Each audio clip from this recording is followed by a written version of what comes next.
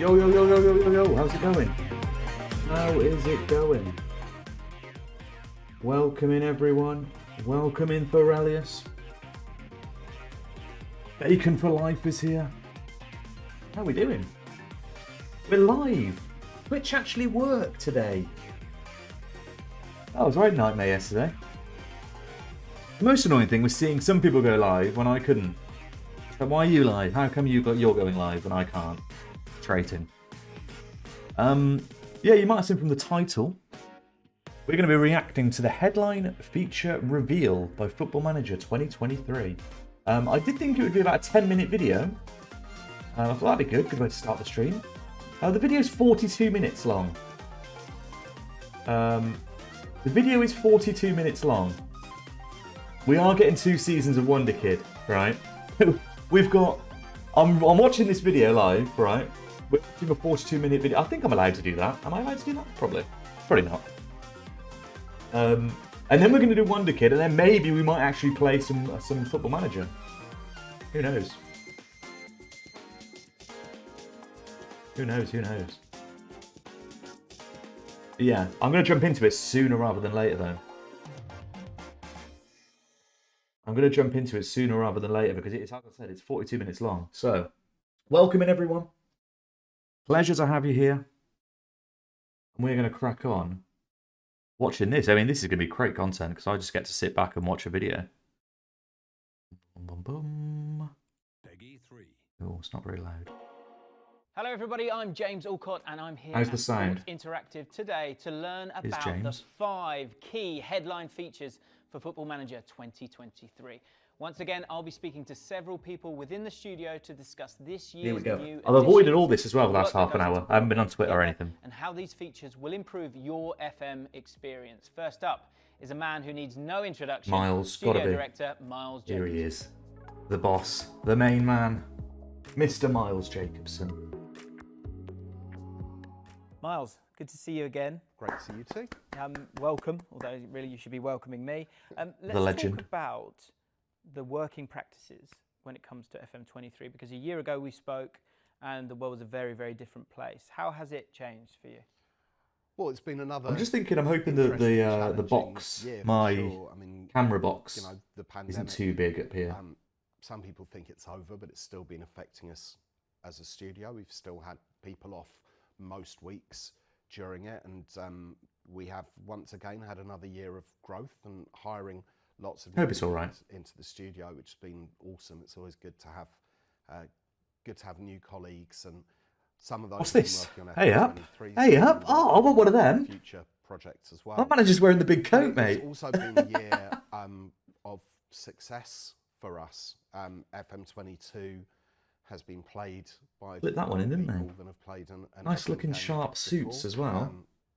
with well over 3 million people playing the game. We've sold a couple of million copies of it as well, which is great. That means we get to make another one, which is awesome. That's why we're still here today. Recruitment has been one of the most enhanced areas of FM23. How has real life loud for enough? you sort of inspired those changes? Because FM is always a bit of a snapshot of football in that moment in time. So we talk a lot about how we talk to football clubs about data and the way that they're using data, have done for many, many years. But what we've done in the last couple of years is actually spoken to them more about how they are using the data directly. So from their perspective, how they are looking. The use of the data hub. Did anyone really use the data hub much this year? It was good. How we can help them find players. It was good, but I didn't really like.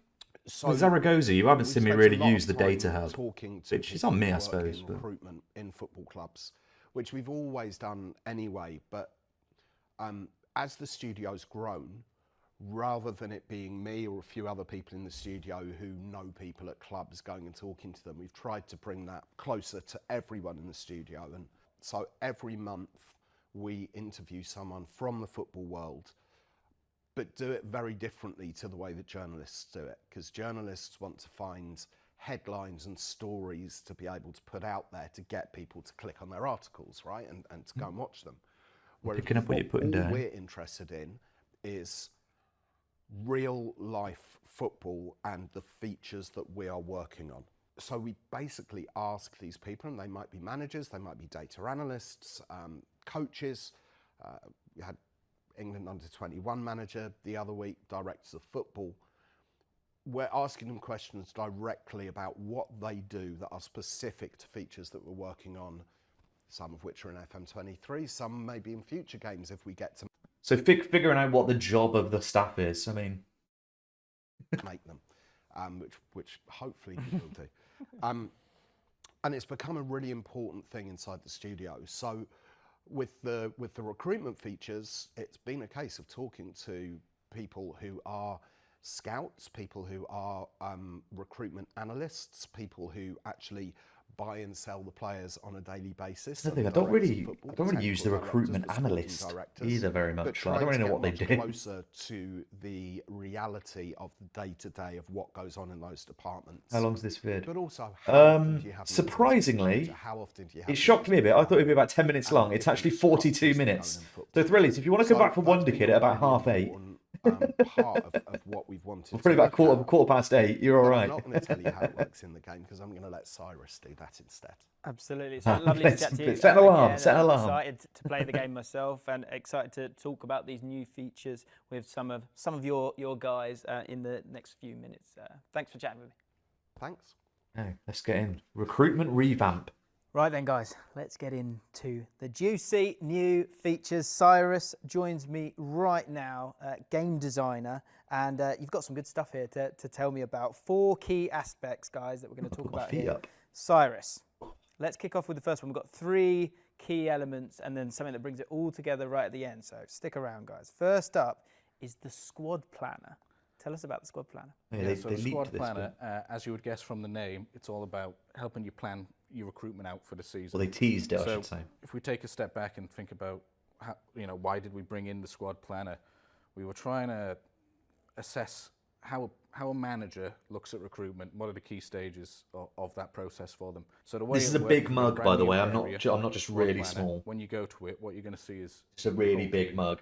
Bad scene from Little Britain. Based on your tactic, every single position, you're going to have all the players ranked in terms of how good they are. And it's important to know this is kind of like a safe space, right? So it's like your secret book, right? We see that again. The key striker's not going to get upset when you put him 5th ranked because he'll never know, right? But your staff will know, and they can then start making, suggestions based on what the plan looks like. That's okay, so you go in, you can rank all your players, you can see how they look, you can start visualizing where you're strong, maybe where you're star weak, rating. as the planner suggests. Start planning for that season. Some of the really cool things is a bit like a dream team. When you're planning, it's maybe not just the players. Maybe you've got long-term targets that you're thinking, how would my team? So this is just based off star rating. I wonder if you can do it by anything else here. It's just role ability. Look based around this new midfielder. So anyone on your shortlist can be brought into your planner at any time. So you add a player to your shortlist, you bring them into your planner, you can rank them, see how they compare. Oh, that's pretty good. I quite like this as well. But also we do that with youth, right? So any youth player that you've got, you can bring in and see.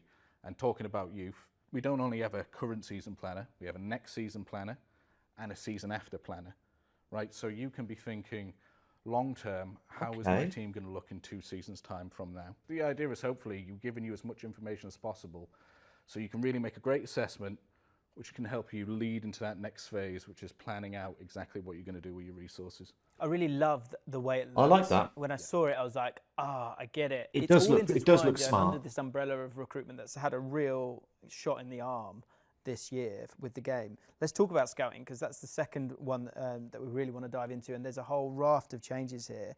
First one, recruitment focuses. There's been a real change on this one, isn't there? So the idea is now we've switched from assignments to this concept of recruitment focuses. So they work in a very similar way. I like the look. I do like this UI, to be fair. Your chief scout, if you leave them fully responsible, will base off setting up different focuses based on what they think's best. At any time, you can come in and say, I want this focus set up, and you can set a bunch of parameters. Position. Haven't we already got this though? PACA, height. In the scout meetings. And they will then go off and start in the recruitment meetings. Can't we do all this? Because essentially you're saying this is an ability to provide trusted delegation to your team, which is a big part of FM these days. It's not just you anymore because the game's moved on. We've already got that so feature. in terms of it affecting your inbox, which cause sometimes there are, I'm guilty of it myself at times, going da da da da da da da. There's going to be a strong effect on the inbox. Yeah, well, the idea is to just reduce the noise a little bit, right? As you said, you get that. If they can reduce the amount of crap that comes through to the inbox. Anything that reduces the stuff that comes through to the inbox. First 2, 3, maybe you pay attention to, but for. like most things, by the 23rd, I'm clicking through. You know me so well. Yeah, right. So the idea is now that your inbox is something that we should be careful about what we put in there, right? So the idea is your staff have done their due diligence. They've hit the maximum they're going to know on a player, and then they say, "This is everything we've got on this guy. It's up to you now, based on this information, where you want to go." So percentages have gone. So percentages have gone completely. Yeah, we no longer say Percentages this have gone. guy's at 88% player knowledge. Okay. And the main reason for that is we just wanted to be super clear about how far along in the internal scouting process you are. So previously, you could scout a player, and you could get to 30%, and maybe you've spent 2 weeks on scouting that player, but then there might be another player that you've done no scouting on 65%. That might be because his reputation's super high, or they're playing in the same league as you, so you naturally know more about them. And we felt that sometimes that's a bit disconnecting, especially when you're sifting through reports. You're like, well, how much longer has I got left to go? Should I just spacebar and wait? So what we wanted to make it sure is that we make it really clear how far along the process you are, so that you know which information. I suppose is that actionable. makes So you more get your sense. If inbox, it's literally... you get told this is an extensive report, meaning we're not going to be doing anything more on this. Now it's up to you. Do you want to make this decision or not? Essentially, the scouts now do 4 key stages of checks. You set up a focus, or your head scout sets up a focus, and now your team will go grab a big bunch of players that potentially fit that.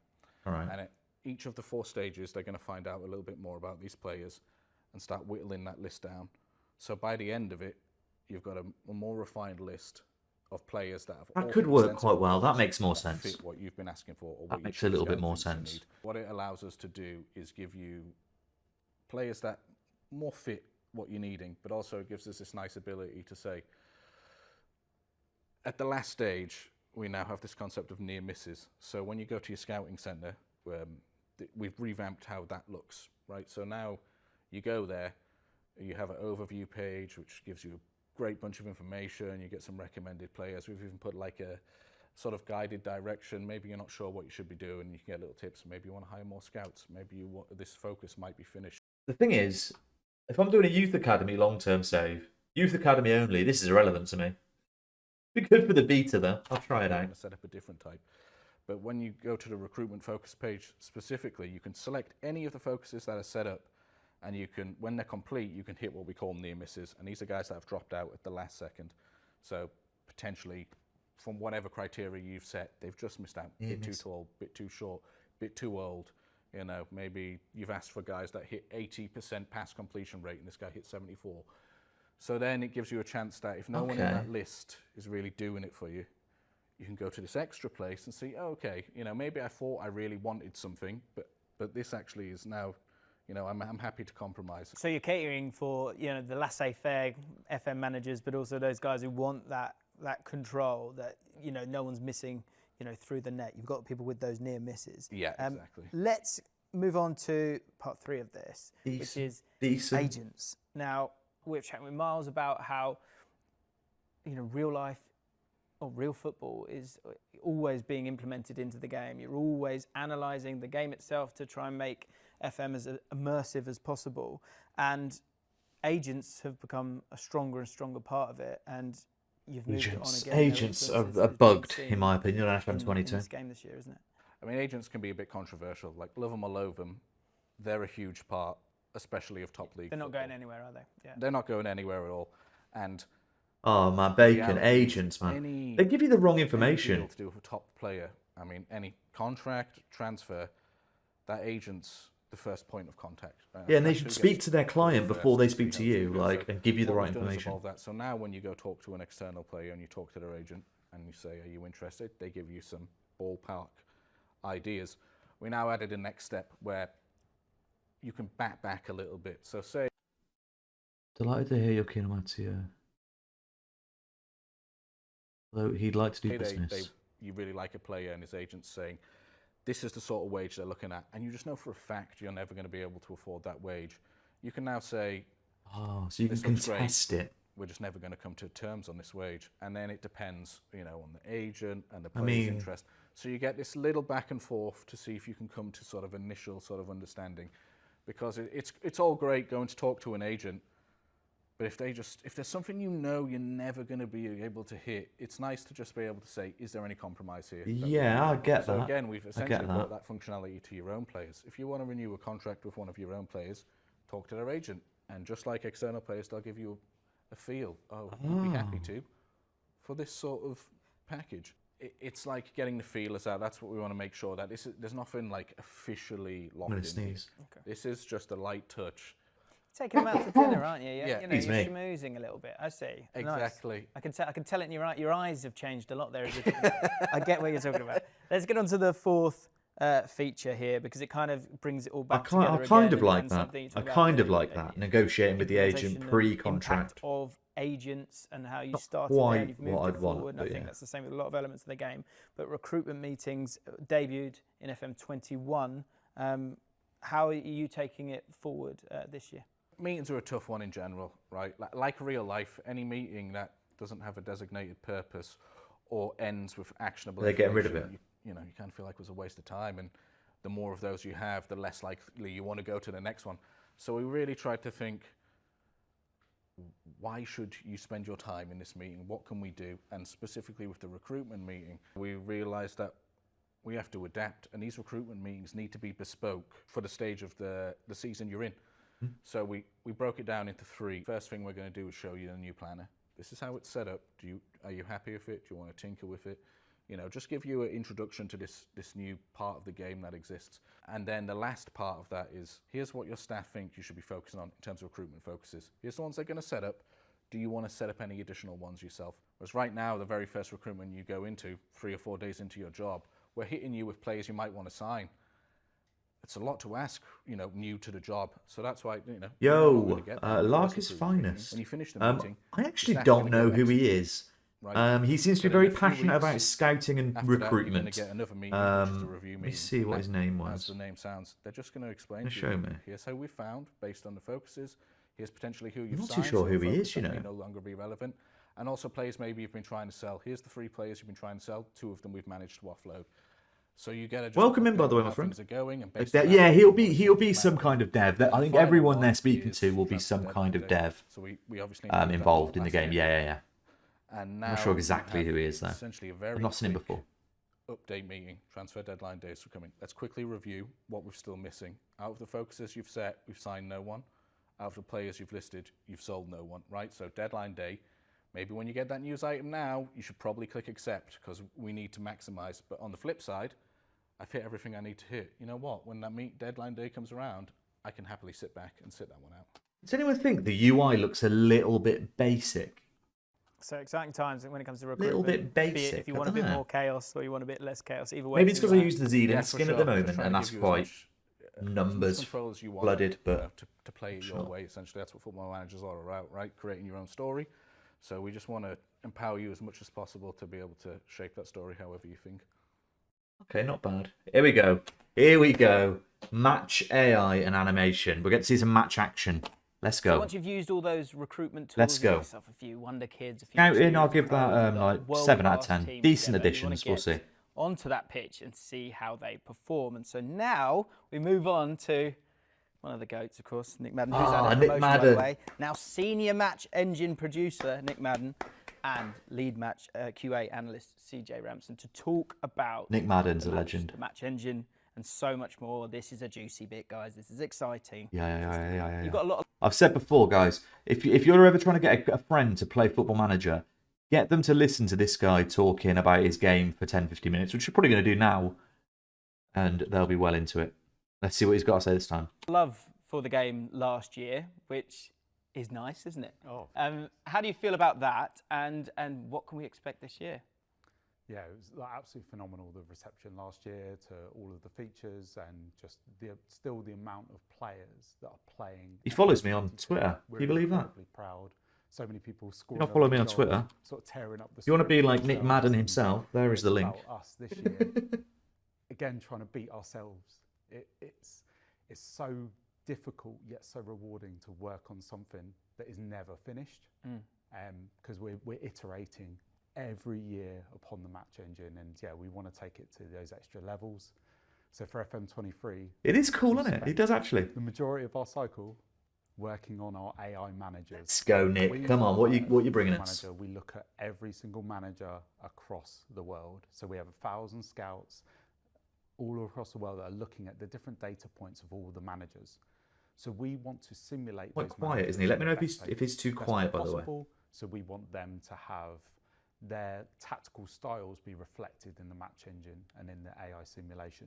So the AI managers are essentially all of those managers across the world and how we represent them, how we represent their playing style, and overall how they play within the simulation. I'll turn it up slightly on Our OBS. AI One sec. managers, they can select the right formation, they can select the right tactical instructions to hopefully go into that tactical battle. Remind me to turn that With down. not 'Cause that's just the quite human high now. manager, but also the other AI managers.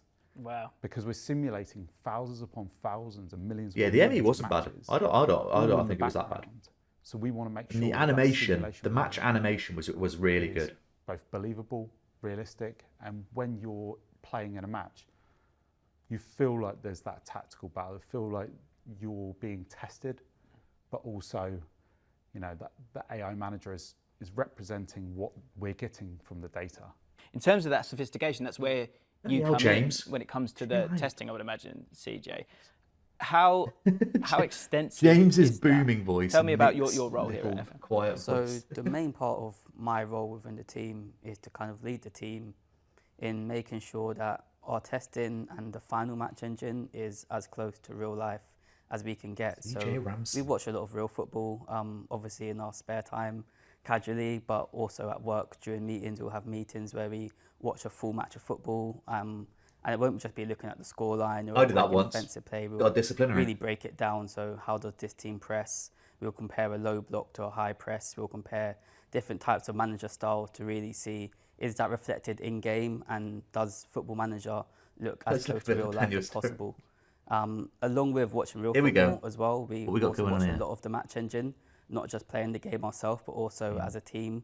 We'll be Bit watching jittery. matches, breaking them I'm really- down, and trying to find where we can make improvements from that. That feeling of Right, hopefully we see that again. it It looks being like they're real working on the is tactics quite there. an elusive term for you to sort of try and get to grips with and then apply within a game. So in terms of to try and get across that reality from one to, you know, a video game, how tough is that for you each year? How much are you watching? As we're all fans of football, we all know how random football can be. You never Imagine- know, an underdog imagine- can beat a imagine big your team job. or Your job's just, I know his job isn't just to watch football, but a large part of this man's job is to watch football. I mean, come on. a Sign big me team can up. have 20 shots a game, and And you never want to lose that, do you? you never want to. But in real life, it happens. You can have the high XG, you can have the high expected score, but sometimes you just don't win. So trying to reflect all these things, but also reflect how some of the top teams play with a variety of styles at the same time. It's difficult to get the balance, but it's something I feel in recent years, and especially this year, we've managed to get looking really good. One of the main things we really wanted to do was improve the defensive side of the football. As much as everyone loves to go forward and press high and attack, we also want you to be able to kind of sit in a low block and be able to soak pressure and counter-attack as well, so you have the tools to be able to defend as well as attack. And one of the main things we really wanted to improve was how teams can soak up pressure and then attack on the transition. Look like FM22, really, attack doesn't on it? the break. So you're kind of utilising that example of that trend of the defensive nature of it. I know that's something that's changed with the game. Also, I think I've certainly seen is that there is an evolution of language when we talk about football, and I think FM are a huge part of that in terms of understanding block. how things work, analytics, which is a big part of last year's game. Low block has been added. So talk to me about that, because there are some changes in one, the wording, but also the defensive tactical instructions as well. Yeah, so this year we've added in a lot of more instructions to the defensive side. So when our player Good. base, as soon as they load up FM23, they go to the out of possession tactics. Okay, I'll let it play. Tackling, defensive line, pressing trap, Cross They're engagement. going to see a change. Okay, straight nice. Off the bat. Mid block, the first low one block. is really trying to simplify the line of engagement and the Yeah. terminology that's used, because we feel that it's really hard to get across what a much higher line really is and what that represents. So Okay, I like we that. thought, well, why don't we simplify this, but also make it more football specific, make it more the language that you're hearing on television and by real life managers and interviews. So we've gone for that low block, mid block and high press. So we've simplified that, but also Makes sense. enables the end user of the game to have more control. That'll be good for When it anyone who's comes quite to new the to the game. If players anyone's new to themselves the game, then, they'll appreciate that. Talk to me about that. We talk about formation and those broad strokes. What about the players themselves? So yeah, we've made, honestly, numerous of changes to FM23's match engine and our players' decisions. I guess I'll start at the back. So our goalkeepers now, they have the ability to do K blocks and spreads and spread blocks. So our goalkeepers will now look bigger, more intimidating in those one-on-one situations. So it's about them feeling a lot more natural, playing nice, like okay. that goalkeeper that you see, that world-class goalkeeper. They're also much better with the ball at their feet. And the setups for goal kicks, both short and long, Goalkeepers have been we've had improved, to guys. make a Come lot of on. adjustments and a lot of improvements there. I think the biggest improvement that people will see is how well defenders deal with the ball aerially. Good. And how Good. they look Finally, to adjust babe, their yes. position to make that header Finally. trajectory of that defensive defenders header as well. actually The main thing that I've defensively found like brilliant this year with our defensive players, not just the pressing, but also the sort of the back pressure. I feel like in previous FMs, like the I like his midfielders shirt. or the attackers, they Good didn't shirt, really innit? feel that pressure behind them as much. It feels now that with the pressing angles that we've really improved, and also the way that players do tackle. So they won't just go for that slide tackle hell for leather every time. Like they will look to try and, can they intercept? Can they block? Can they poke that ball away? So that player it's there. a lot more nuanced, and I'll go back, especially like- with that hell for leather every So this time. player here, like runs They in will to look try intercept. and, can they intercept? Can they block? This one. Can they poke that ball away? He actually gets the movement it's in. a lot more nuanced, and yeah, especially with that defensive stability, they look to, I can quickly nip in there. Yeah. I'll quickly step in and I get that see what you're interception. saying. And then we can Yo, break. Larky's finest. Thank Yeah, you so much it for the will follow, my friend. feel a lot more Appreciate realistic. it. Like those breakups in play and that like sort of chaotic nature of that. Like Questions midfield though, zone. will it be bug free That's before what the we annual really winter tried update? to Almost represent certainly this year not. is the chaos of football, not just the pretty tiki-taka. Like it is about like making the engine feel believable. Yeah, I We like spoke this. about the animation engine last year, and I remember your face lighting up as you had to tell me about it. What's happening this year with the animation engine? Yeah, so talking about the animation engine last year, I was so excited because it was the foundations. Like the new engine was the foundations for us to go forward. And this year we have overhauled all of our on-ball actions. So last year we touched And I a bit like on the it with animation dribbling engine. first touches. 22. We have overhauled the selection criteria for every single action that you have in the game, on the ball, so that it really looks at anything where it could be the ball incoming speed, the ball outgoing speed, where the ball is coming Yeah, from. like where I'll it be needs to doing go a beta next. save, and then Hopefully on full our release day fans on the will 8th, I see will start my long-term save and kind of kicks pray now, any sort that of pass, they get all finish. the There's bugs a lot out. more variety in there, but also it feels a lot like more realistic to the context of what's going on. You know, a player playing it with the outside of the foot versus the inside of the foot. There's so much collaboration with our AI team. I'm liking what he's saying here. Because I'm liking what he's it's the saying. first time that I've, as an FM player for so many years, seen a player chest and volley within the same action, like Ooh, bang, bang, please. and it looks a lot more realistic. So yeah, I'm so proud of both what the animation team have been able to deliver and their I collaboration. mean, it with wasn't the really AI a volley, it changes was and more of a half volley, being but welcoming of, we're making these AI changes. yeah, thanks for the needed follow to be there, good as well. Larky's I as guess well. the final question for me to ask you guys is, with that all in place, what would you say to fans of FM? Can they be excited this year? It just feels a lot more real to me, and I'm really excited about it. Our No, I'm testing happy. team are much harsher than even people in the public. So we have The very high dancing barber standards of wants to come in. ourselves. So we want it to be the best yet for our fans. FM23 is on its way, as is the UEFA club competitions being fully licensed in this new game. Danny Quinn, the licensing producer, and Ria Graf, junior game designer, join me now to celebrate that fact. Danny, talk to me about when you get a new license in F1 and what that entails. Sure. Well, I mean, we've already got 600 odd clubs licensed in the game, 50 competitions. So generally, we have a template to follow when we get a new licenser on board. Means that we know that we're going to have logos, kits, match balls, tier dressings, and perimeter boards, all those sort of things that help. It's the Champions League, more authentic. UEFA. With UEFA, we realised that if we follow that template, we're actually quite limited on what we can do. Immediately, it was how can we make this special? How can we incorporate this into a feature? Oh wow! Or multiple features. Oh wow! Okay. So I like the look of this. You can't really see it under where the title is, but you can't really see it there. But it's got the Champions League logo up there at the very top here. Really kind of maximise the value. Yeah, you can see it around the stadium, Champions League logo up here. Not just for us, but for the user as well. Is there any other visual elements you immediately think of with UEFA competitions? Well, so I guess two things. One at the start of the game, one at the end of the game. One would be how the players come out. Again, you kind of utilise that music within that. So I'm intrigued to know if that's become a part of it. But I guess... Is there music in it? I'm a stickler for trophy lists. They've got to be done right. And are either of those going to be sort of affected by this? Yeah, both. So player walkouts, you're looking at the matchday props. So things like, you think of the Champions League, you think of the star ball and the centre circle. And that's the same with all of their competitions. We're making sure those are included in the walkouts. With trophy lifts, we've got bespoke trophy podiums for each of those competitions this year. So each of those will look and feel like the real thing when you're there, or as much as we can do. And then even down to things like sleeve patches. So we've had to incorporate, and this is the benefit as well. We're looking for something that's going to maximise the license and find those opportunities. But some of those extra opportunities trickle into our other licenses as well. So we're having to have sleeve patches that are dynamically changed depending on the competition you're in. By having that feature having that technology available to us, functionality, it means that we can apply that. You mentioned QPR on your save.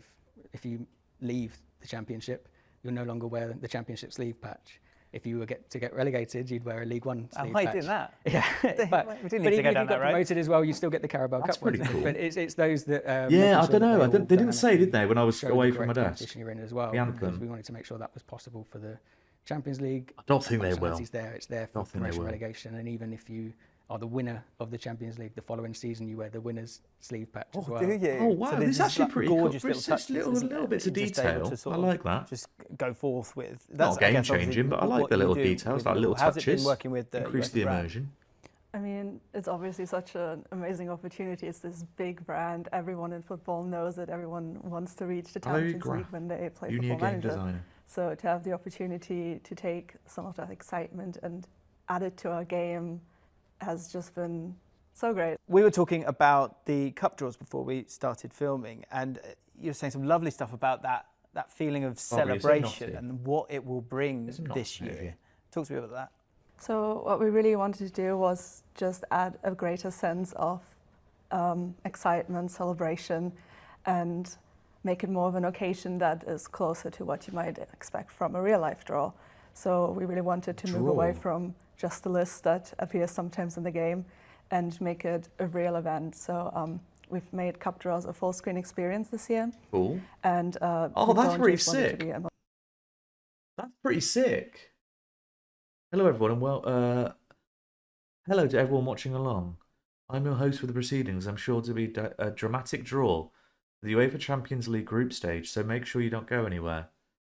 And there's little things at the bottom here.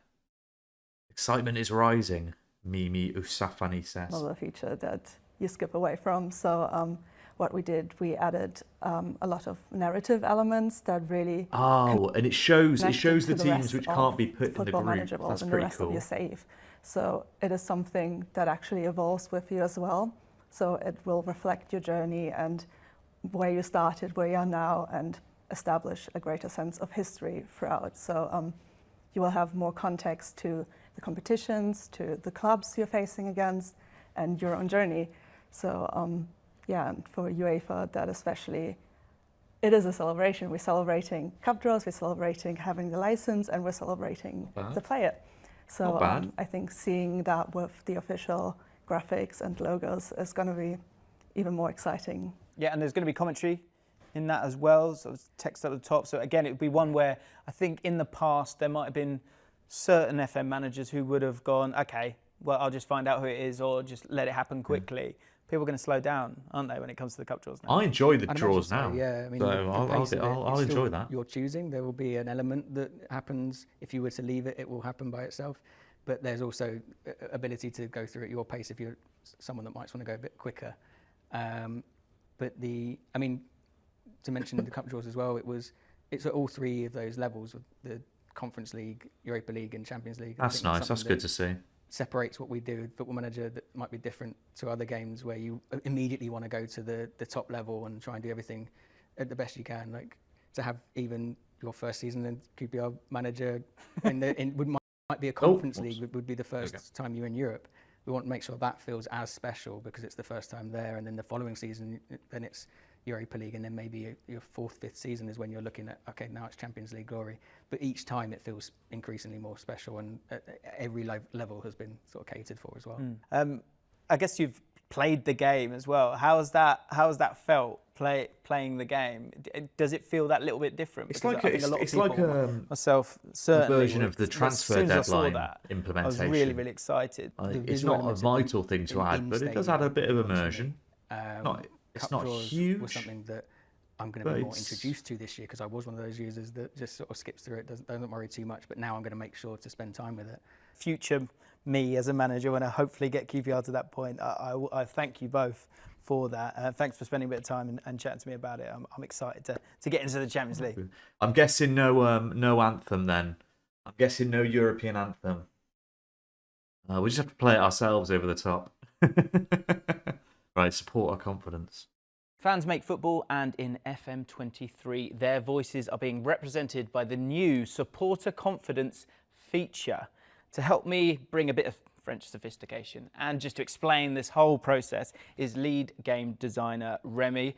Thank you for sitting down. We've had a chat about all sorts already before we started rolling it, but I'm so excited to talk about this supporter confidence. I say excited as a manager in the game myself. I've had some moments with the fans. This could be similar to like dynamics, like squad dynamics. It also brings a little bit of nerves for me. The supporter version of squad for dynamics. Fans playing the game this year as well. First of all, explain to me what the supporter confidence feature is. Well, Football Manager is very much about stories, right? The stories that you tell yourself, the choices that you make all throughout the game.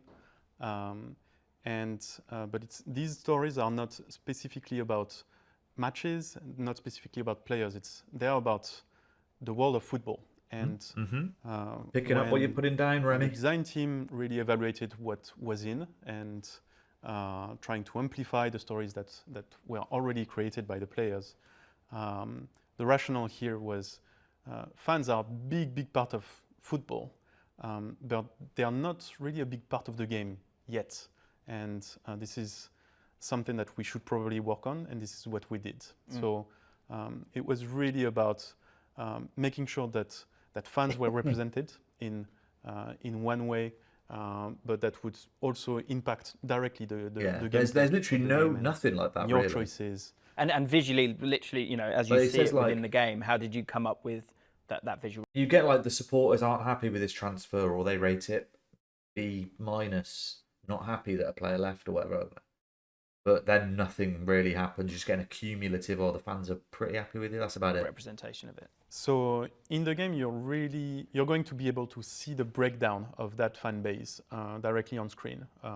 So when you're making the choice of which club you're going to manage, you're going to see like what's the proportion of casual, hardcore, more fair weather type of fans as well.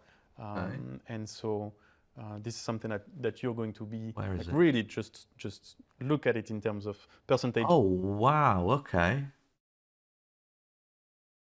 8% hardcore, core, family, fair weather. I'm not really sure what the term fair weather means. corporate and casual. Okay. Social media followings. And breakdown and What is how it influence on the impacts your board? gameplay. So the research team tried Yo, to be Mendy, how's it really going? as true as possible to reality and really trying to capture I want to look the at that essence screen. of Can I look at that screen again? really capture really down and He's got the rivals on there. Favoured personnel at club. Is that the club's favoured personnel? I assume so. Overall, supporters are pleased with the job you're doing. Oh, club culture. Finish above Schalke in the league because of the rivalry. So there's a fierce rivalry, and it's actually part of the club, the supporter culture and expectations. So the supporters want us to sign German players, and the supporters want us to finish above our rival. That's pretty cool. That's pretty cool. So instead of it just being a board expectation, supporter expectations are there in the same kind of format. I mean, I don't really care that supporters develop players using the youth system. The supporters, I mean, I don't think it's maybe that important for them. Become the best of the rest. I'm sure the supporters want you to win the league. So I'm just bored. A lot of random things happening in our class. Gameplay. So the research team tried to be really as true as possible to reality and really trying to. Well, that's it. That'll probably be a big capture part of it. So if you manage Chelsea, it'll be like clubs. You've got to finish of above a certain leagues team. I and get of that. Nations as well. We know that What's happening, football Mendy? have a vastly different cultural impact in different countries. The research team really tried to capture all of these key. Supporter feedback. Supporter spokesperson has reported that the fans are pleased with the 1-0 win. Nothing more satisfying getting them whenever your rivals. Yeah, we've seen that before. So a lot of this is like we've seen before, but maybe giving it to you in a different setting. Yeah, because you can see this in your form. If you go on your form and hover over it, it tells you what the supporters think of it. Key differences with some parts of the research that will be directly exposed in the game, with the different supporter profiles that you're going to see, and also some behind-the-scene attributes that we're going to use to base our systems. So, how much of an influence do your fans have on the board? Well, it shows it's quite a good addition then, Bacon, doesn't it? Obviously, job security as you well. never accept and finish below Fulham or QPR. Like, how patient they should are represent with your that in the choices? game. How passionate are they with them as well? There are some bits here and there that in the future team we can use to really build the best and the most interesting features that we can. This is your first game, right? How do you feel about Sending them down a this little in the bit, fact I think. that are you going to make people lose their jobs? That's going to be on you. Are you going to be okay with that this year? So that's Or a will possibility. it allow people to keep their jobs?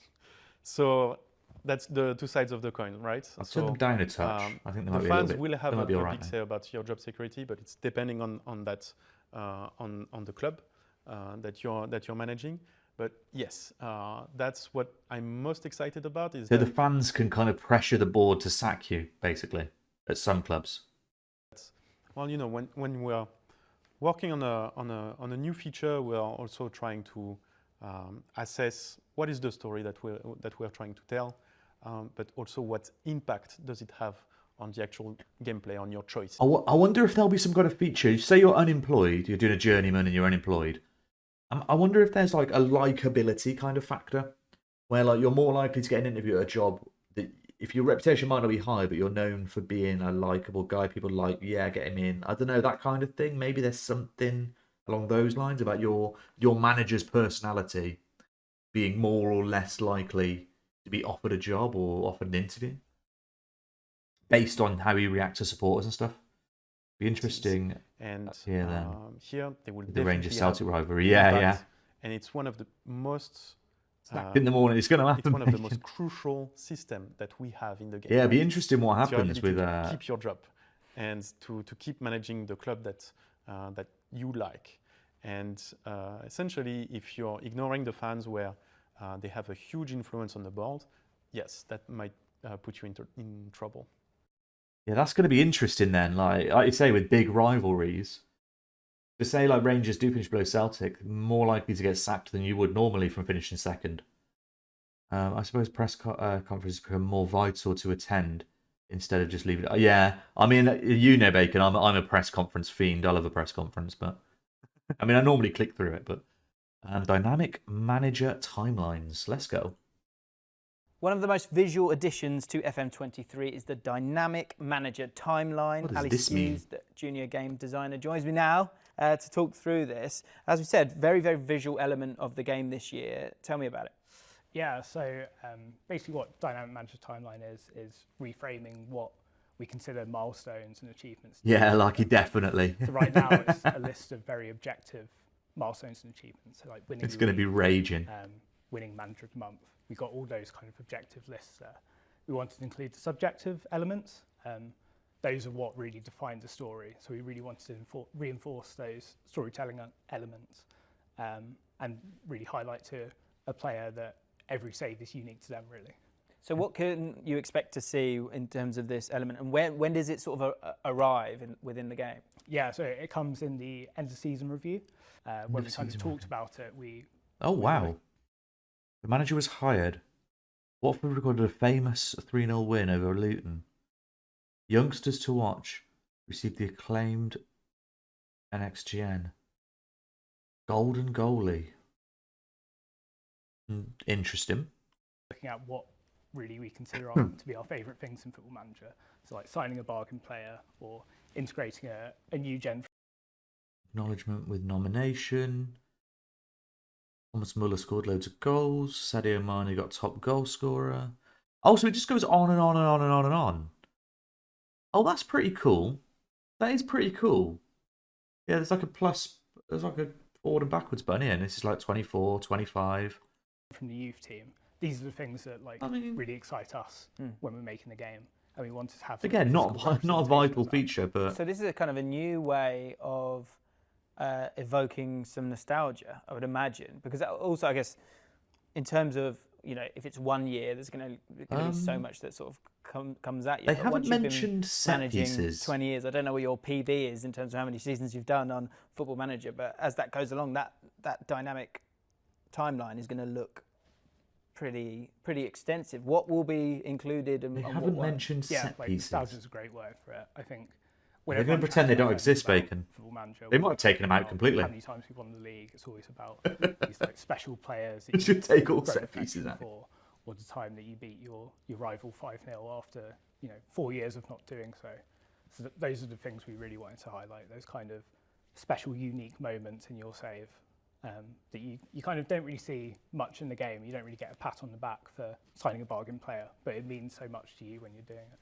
Is the aim really just to kind of offer up a bit of, nostalgia and light when you're sort of not in the grind of your FM save, but just that moment to step back and see what you've achieved along the way? Yeah, definitely. They need to, surely, maybe they're just holding back. They wouldn't be holding back. And show that they haven't done anything with it, have they? Rather than the actual destination. I think that's what I always look back on and enjoy looking at. And in that save, I'd imagine there's memorable moments, but memorable about players 2 minutes. as well. Who's so the guy? I'm guessing they haven't done it. They just slip it in the end. Oh, we revamp corners. The end of video. You had like 18 techniques, so it was just like a beautiful player to watch. And yeah, this is the great thing about it. When you have these kind of wonder kids who perform miracles for you, you see that reflected on the timeline. If they're breaking records, if they're the youngest player to ever score for your club, you'll see that represented, and you can look back on it and remember where. It's a nice little feature, that. Yeah. Keep an eye on him, I guess, as well. Exactly, yeah. This is lovely, isn't it? I think the dynamic manager timeline, I think it allows us. We've spoken about so much, and you like getting into the weeds of recruitment or AI or the match engine. But this is this is where we want everyone who's on FM. They want to get to this point. I bet. I haven't been on Twitter. Dynamic manager timeline to look at and enjoy those great moments. Thanks so much for chatting with me, Ali. I loved it. No worries. Great. So there we have it. 5 key headline feature areas. Well, there we have it, guys. What do you reckon? What's your thoughts? But it doesn't stop there. The Football Manager team will be providing even more detail on these additions, as well as other improved gameplay areas in the coming days and weeks across the website and exclusive members hub, FMFC. So sign up and keep an eye on their socials for updates. And exclusive members detail on these additions, as well as other improved gameplay areas. I mean, if they lump set pieces in with that, I mean, I'd be happy because set pieces are getting a buff or a revamp. But it's not going to happen, is it? They're not just going to throw the most desired feature in with other updates on things like whatever the hell he said. In the coming days and One weeks out of across the 5. website and exclusive members hub. So the scouting FM thing FC. seems So alright, but I sign mean, we up pretty and much keep had an eye that on their in socials for the updates. Football Manager scouting meeting. 2023 is released worldwide on November the 8th. But I And do if you like that kind of pre-purchase funnel now on system PC or they're Mac, doing. You can secure 20% off. I do like that kind of funnel system they're doing. Of like funneling down the people that you're getting or that you're recruiting. No, it's over now. It's just finished. Just finished.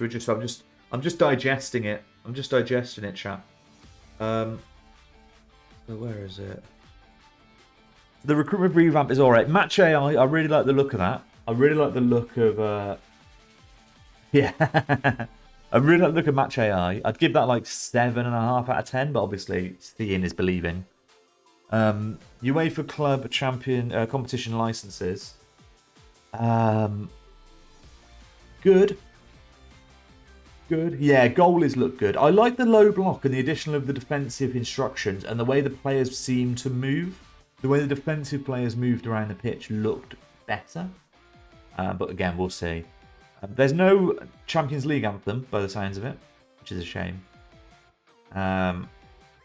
Supporter confidence. To be fair, I really like the idea of supporter confidence. I really like the idea of supporter confidence. I think that's a feature that's like, why haven't we ever thought of that? Like, you have supporters flagging off your side and stuff, but it didn't mean nothing. The fact that they're going to have things like, you need to finish above our rivals, otherwise we're going to want your head. I'm all for that. Dynamic timeline, yeah, it's decent. It'll be a nice little thing to look at. You know what? I'm not actually too disappointed. I'm annoyed that there's no set piece revamp. But the things they have introduced, I mean, overall, I'd probably give it like 7 out of 10. 7 out of 10 as an overall for all the features they've said, the 5 things. Laura Coaten was like, I'm not watching this for 40. Mate, I'm getting one of them coats. You didn't see it at the start. Anyone see this at the start? Where is it? Where the hell's that coat? Look at... Here it is. Give me this coat. I'm wearing one of these. My manager is wearing one of these coats, man. I'll tell you what, the suits look pretty sharp as well. Look at this. Look at this. This is off to a wedding or something. Let's go. What's the improvement in the goal is bacon. The goal is being improved is phenomenal. If that actually works in game, we'll see. But yeah, I'm overall happy. I bet Twitter's going mental. Have a look. I bet Twitter is going mental for not notifications. What am I doing home? Is anyone like completely slagging off? Counter-attacking football. Yeah, Mazda seems to be liking it. Mazda seems to be liking it. I don't know what these guys are saying.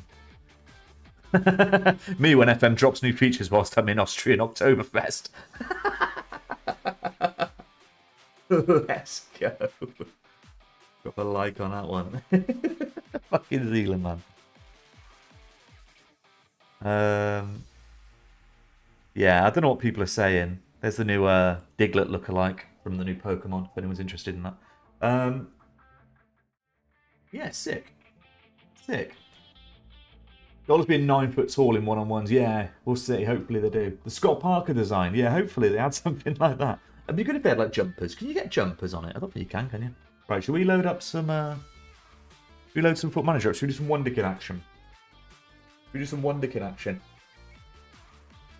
And guys, thank you for sitting with me for that. I really enjoyed that. I really enjoyed that. And I'm pleasantly surprised by it.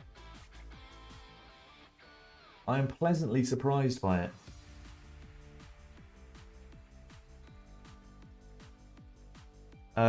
Yeah, the lack of...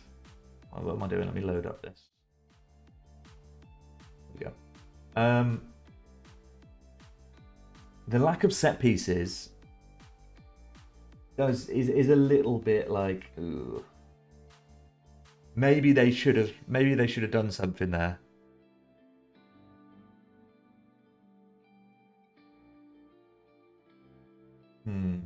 Considering you ask pretty much anyone what you want on FM23, the vast majority would have said set pieces. Yeah. So I've simmed 8 seasons. To be fair, Bacon, I'm going to sim the other 12 tomorrow morning, probably. I'm working from home tomorrow, so I start work like 7. But when I get up, I'm probably just going to turn the computer on and sim the other 12 seasons in the morning. Then I've just got them going, because I have to keep thinking about it at the end of the stream. Oh, I've got to sim a season, I've got to sim a season. But I haven't looked at any of them, so I don't have a clue what's going on. And I've got it on autosave every year. Every year in June it autosaves, so...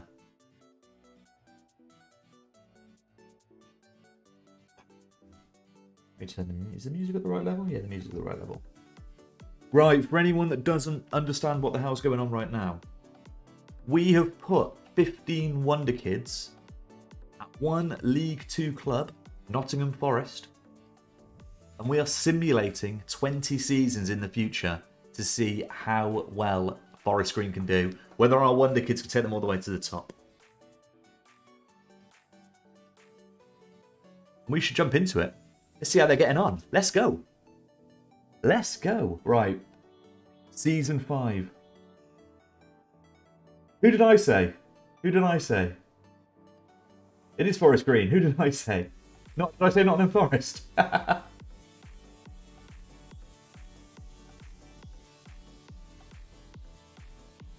Wonder Kids are at the Wonder Kids are at Forest Green.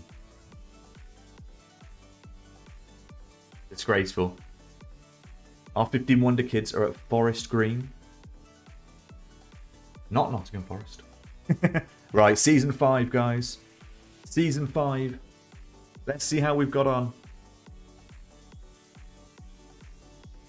Okay. Obviously, we're in League 1. Where did we finish last season? Was it 7th we finished last season? Remind me. 7th, was it? Let's have a look at the matches.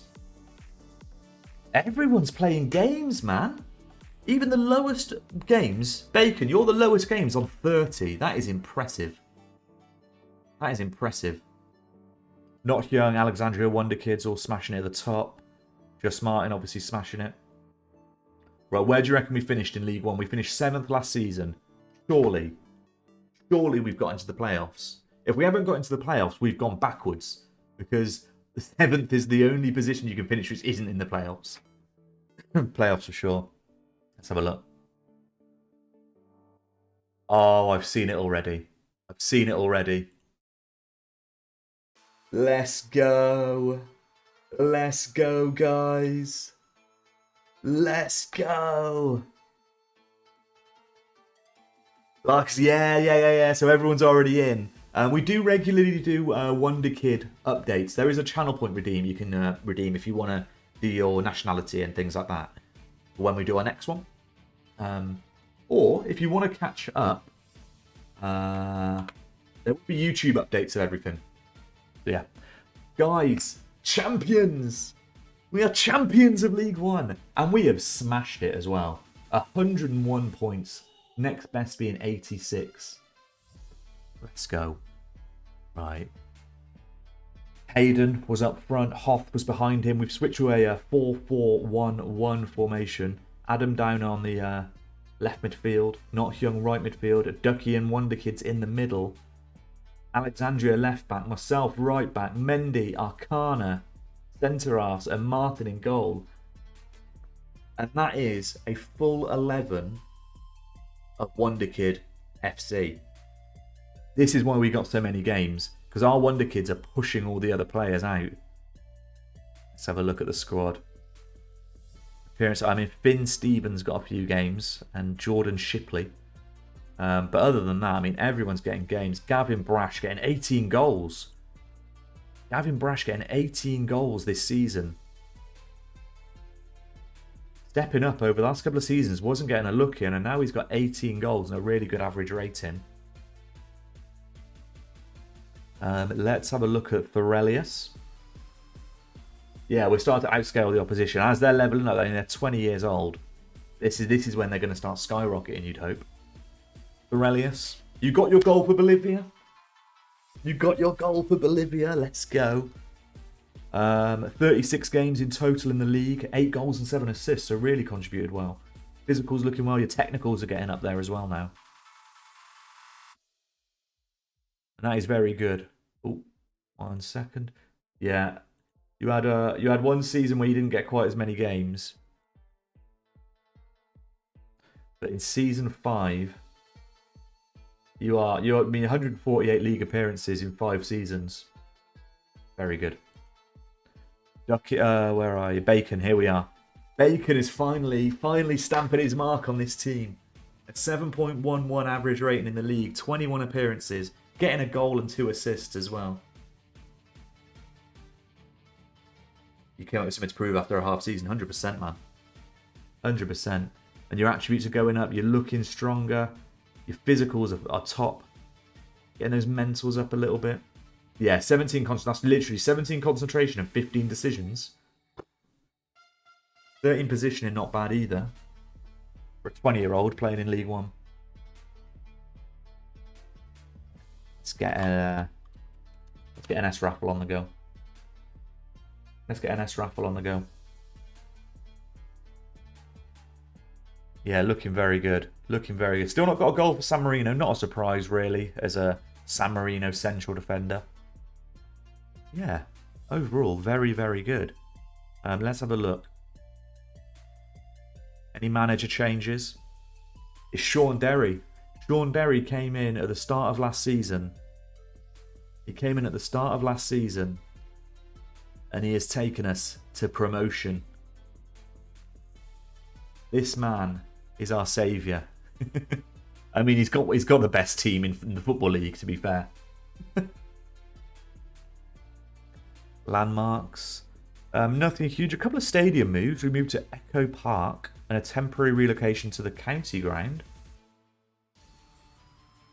We are ground sharing with Swindon Town. Which is interesting. Interesting, but nothing huge going on just yet. I'm just really pleased to see this.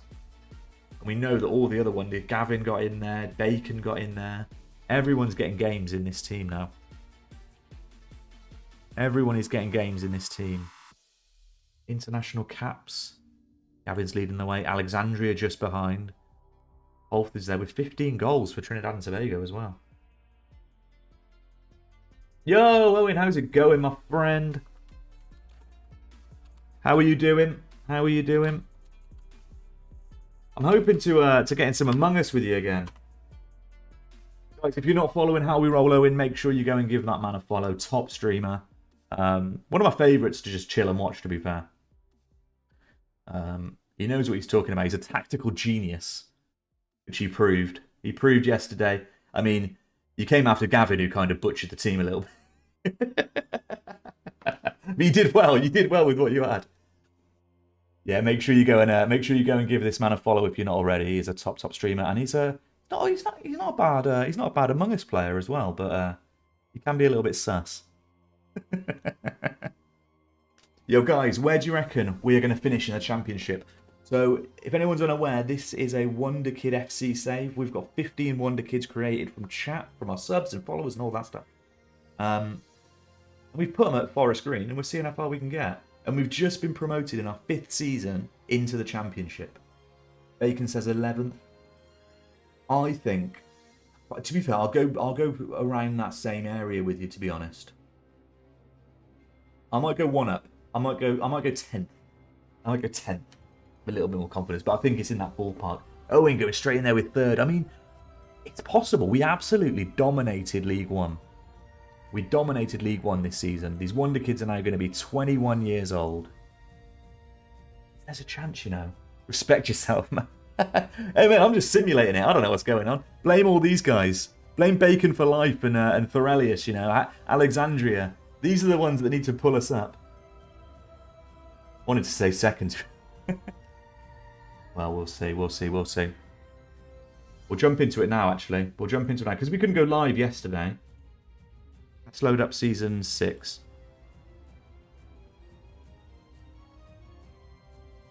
I feel like I've just like bashed my filling somehow. My tooth feels funny. That's annoying. Oh well. We move. The dentist is literally next door, so we should be alright. Okay, guys. Season 6. Season 6 update. Mid-table maybe. 32 games. Let's look, all appearances. So, Gavin got no games at all, really. Liberty dropped off a little bit as well. Bacon doing well, though. Just these two. Just Liberty and Gavin. Didn't quite get the games in the championship. Borelius, 37 starts and 13 sub-appearances. Bacon, 31 starts and a sub-appearance. I've just seen that, Owen. 1 win away from Europe. Unlucky, man. Unlucky. Injury history, maybe. Should we have a look at the injuries? Should we have a look at Gavin? He's had a bit of an up and down career so far. He broke his foot and was out for 3 months, but that's about it. That's about it. He's playing striker. He's playing striker, and the issue is Hayden is a top striker for us. 25 goals he got in the championship. 25 goals he got in the championship. He had a few... Oh, did I have a proper look at that? He had no injuries. He had no injuries. Yo, Liberty, welcome in, my friend. How are we doing? How are we doing? Liberty, you only played... Well, you played a lot of sub-appearances, actually. 8 starts and 16 sub-appearances. You're doing all right. You're doing all right. Guys, predictions. Where do you reckon we're going to go? So, Owen says 3rd. Bacon says 11th. I reckon 10th. I've said 10th as well, Thorelius. 10th. You're looking good. You're looking good, Liberty. I think you're going to keep having a good season, to be honest, or good career. It's just if you keep getting the games. But you've had a couple of seasons where you don't quite play much, and then the season we went up, you played pretty much every game. Let's have a look. Championship. Right, well, we didn't win the league. Blackburn won the league. We didn't win the playoffs.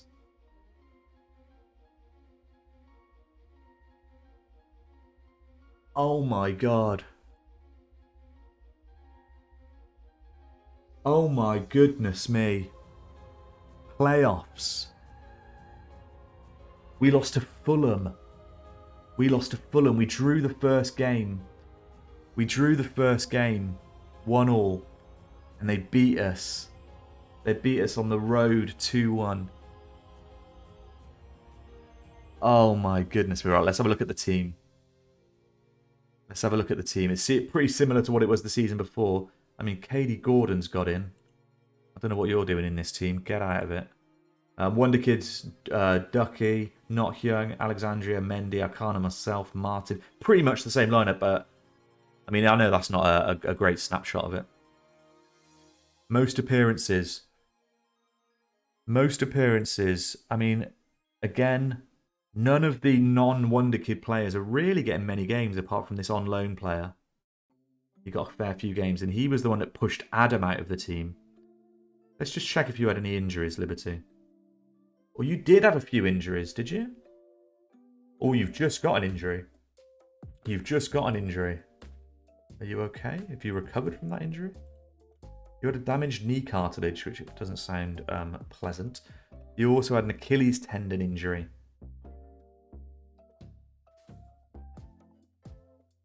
Oh, you were robbed. That's so spot on. You were robbed. Right, I need to take this dancing Barbara outside because she's scratching my carpet. 1 second. Oh, he's scratching the carpet. That's sweet.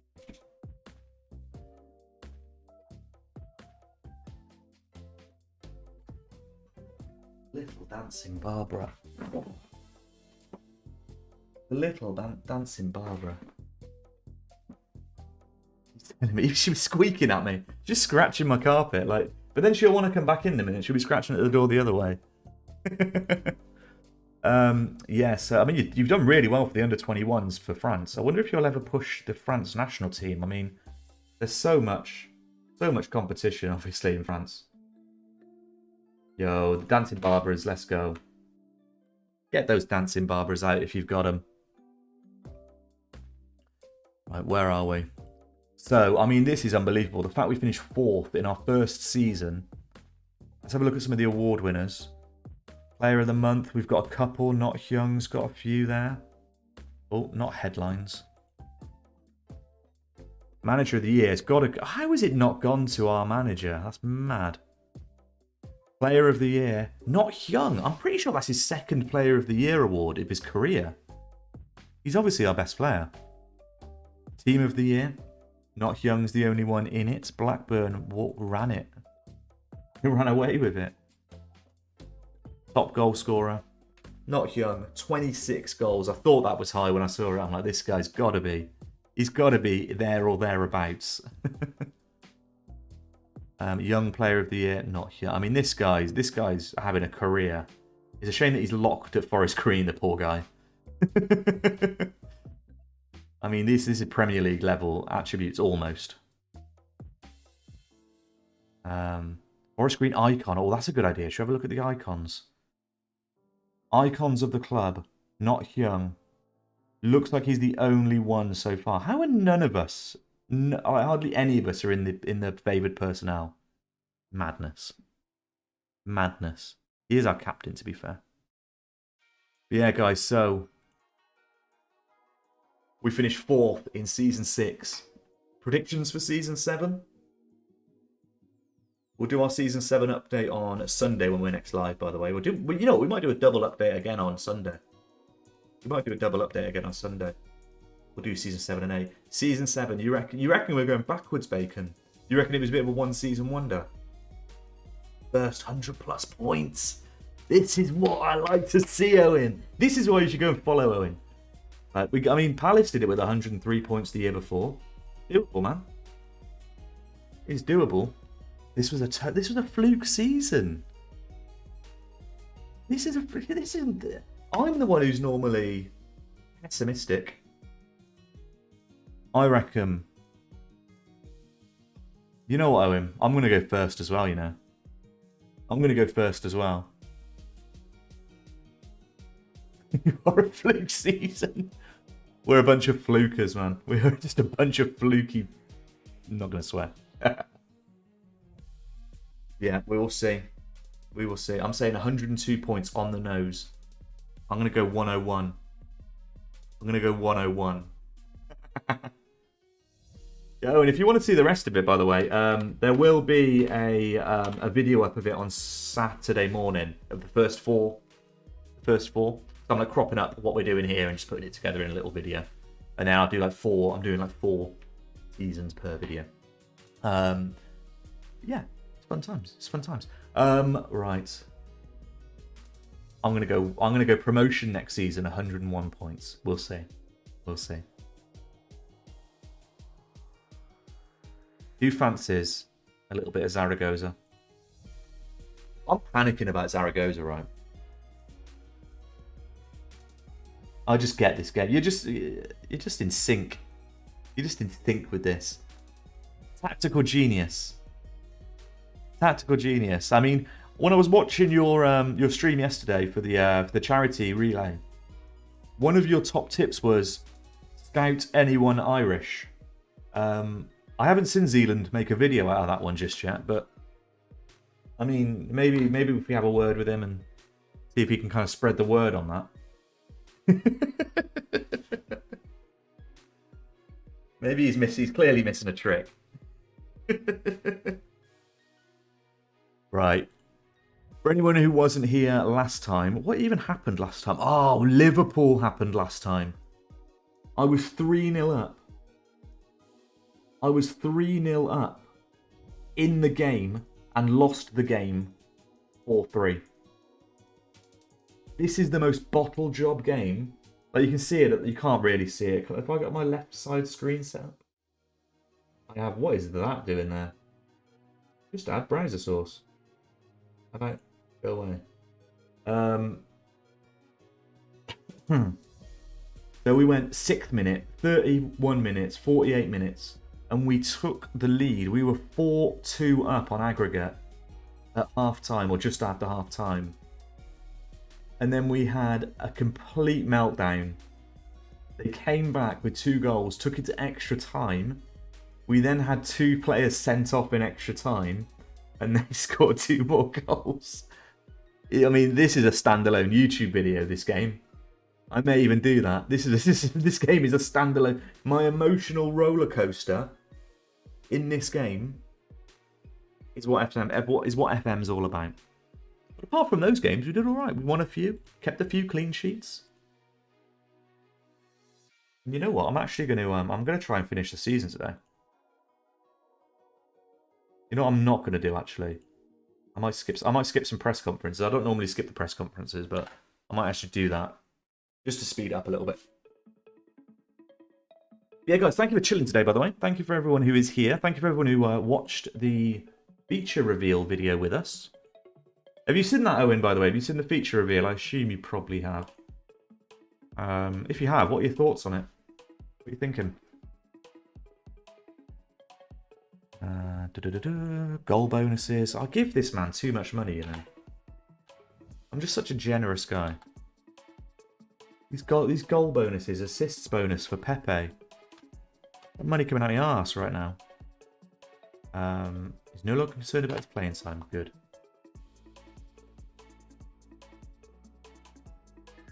Yeah, we're going to whiz through some games. To be honest, there isn't a massive amount that we're playing for now this season. You should still stay and watch, everyone. But, I mean, obviously the titles. I mean, unless Barcelona and Real Madrid completely implode over the next 7 games, we're not winning the title.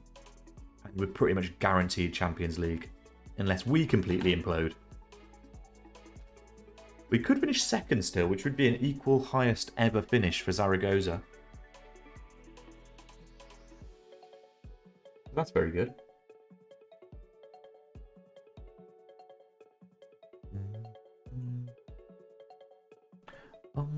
Campaign steps up for Pepe to win Player of the Year.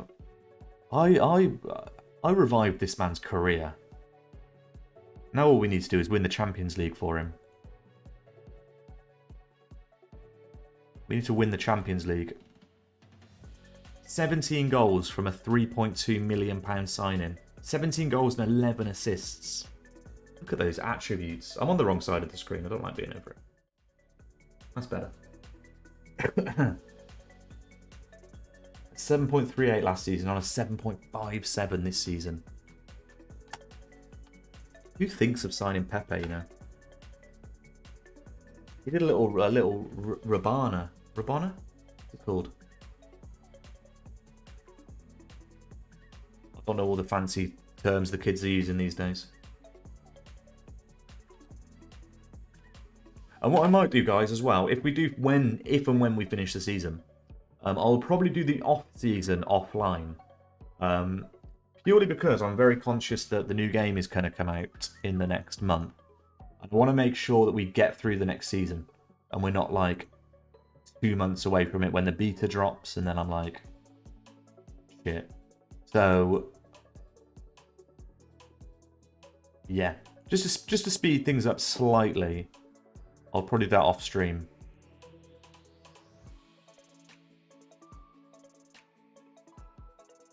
People want to see the games, you know. People want to see some action. People want to see this beautiful Zaragoza team winning the league. And usurp Barcelona from their dominance. Qualify for the Europa League. Sick. We are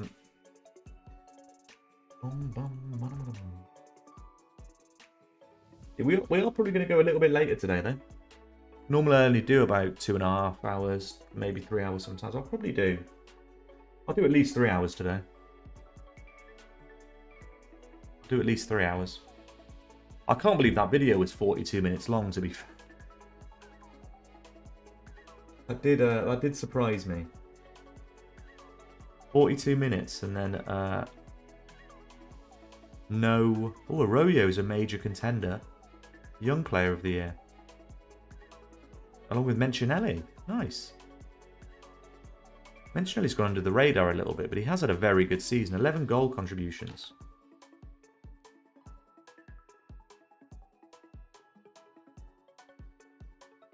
Yeah, 42 minutes and no set pieces. Spoiler alert. Blanco on verge of Real Zaragoza clean sheet milestone. He only needs one more clean sheet to equal the record. It is a surprise how well we've been defensively this season.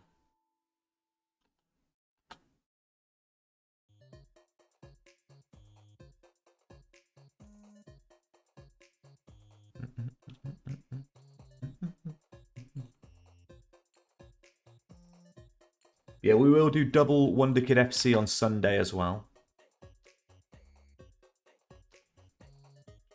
Yeah, double Wonder Kid FC will be on Sunday. Two little Wonder Kid updates.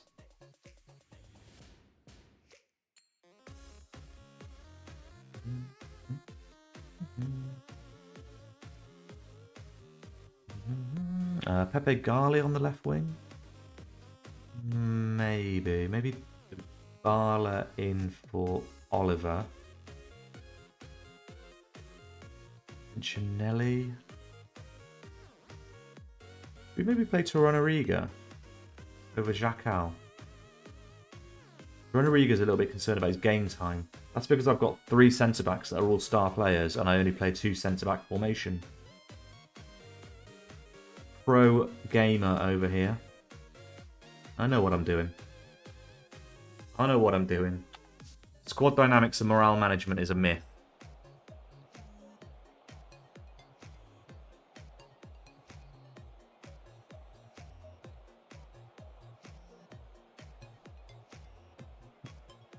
Alright, let's jump into this. So we have got Levante, who are 4th in the table. They're quite a bit away from us. They're pushing this final Champions League spot.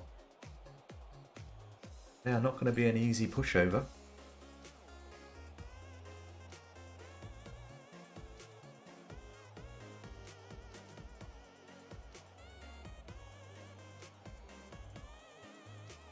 Any highlights or no highlights?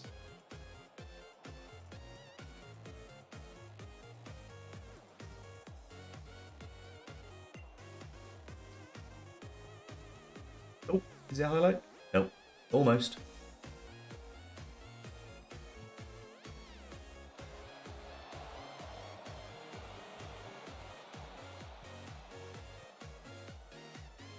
Lovely ball over to Gomez. Oh, he's held the challenge off well. Good ball. Oh, Mentionelli Dabala.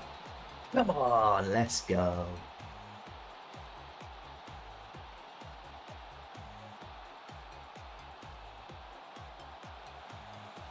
Lovely stuff. Rigged. What? Why is it rigged? Bacon, you're just against me. You're my biggest fan and my biggest enemy at the same time. I kind of like it. I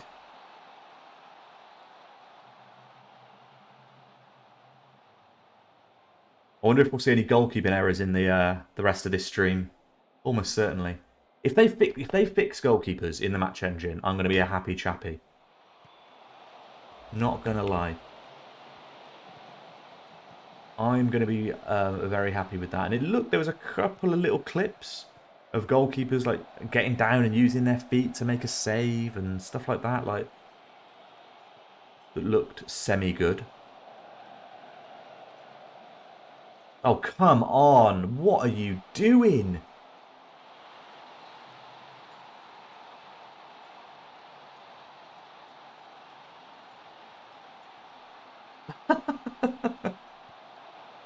Talking of goalkeeper errors, what was Ruben doing? I mean, Nakate's not... This is a prime example. This whole replay here is a prime example of what they've just said they're going to fix.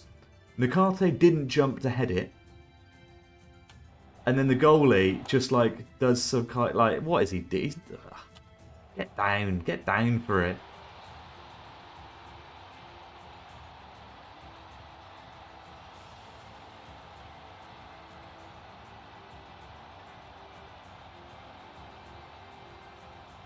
Weird.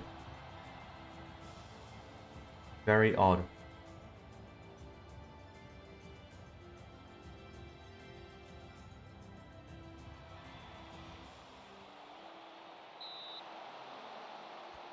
Just watch them do a bait and switch, giving us false hope for the goal. Yeah.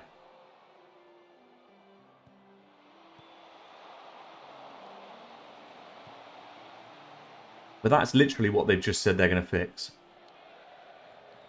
The defender not jumping up for it, and the goalkeeper not saving it properly.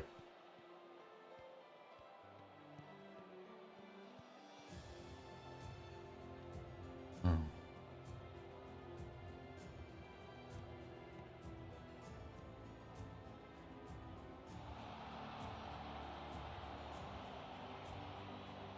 I definitely feel like I've done something weird to my filling.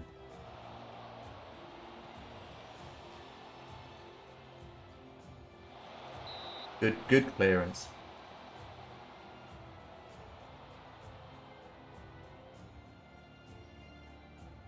I feel like there's pressure on my tooth. Good save, Ruben. Let's go. Very odd. I've lost countless games with terrible goalkeeping like that. Yeah, I mean, he didn't even move, did he? And Ruben's probably our best player, bar maybe Arroyo and a couple of the other attackers, possibly. But he's in the top 5 best players in this team.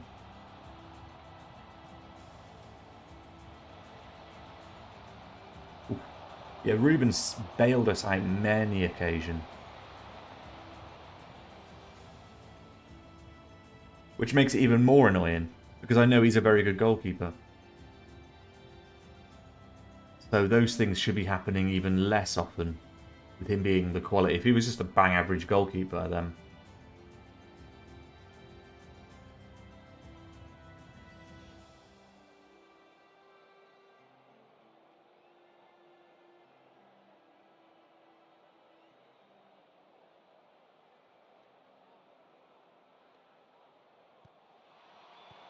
Nikate, lovely. Dybala corner. Nikate finally jumps in the air. He didn't for the goal we conceded. Nikate finally decides to jump.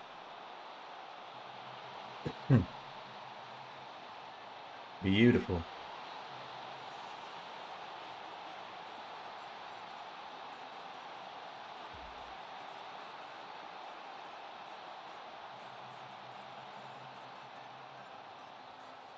Real football back on Saturday, not this bullshit that's called international games. Yeah.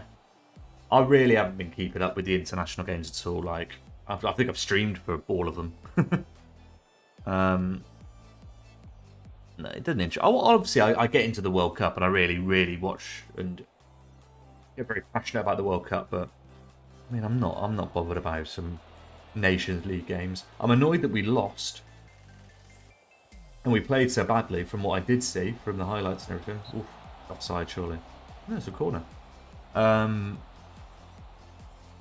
yeah, having some proper football back will be good. Almost a repeat of the last goal, that one. Let's put some subs on. Who needs a run out? McAllister out there. Let's put you out there. Let's put Cabeza out there. Billy's on a yellow card, so let's take him off. Last World Cup I watched was South Africa 2010. All those trumpet-like thingies that made that awful noise turned me off. The vuvuzelas. The vuvuzelas. When I get a stream deck, I'm gonna have a soundboard, and I'm gonna get vuvuzela noise just for you, Bacon. See how long it takes you to not watch me anymore. I'm sure it wouldn't take long. Good goal. Oh, it's offside. Imagine. Yeah, man, they were annoying, and it just sounded like flies, didn't it? It sounded like insects around. Oh, he's on.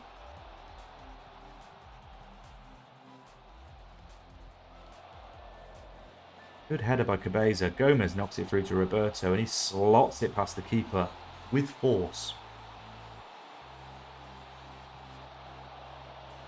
Yeah, he's onside. We know. We know. Thought he was off at first, though.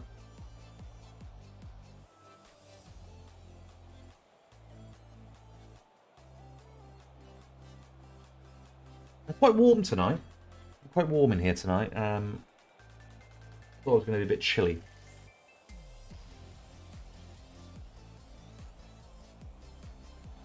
Got some new fluffy socks.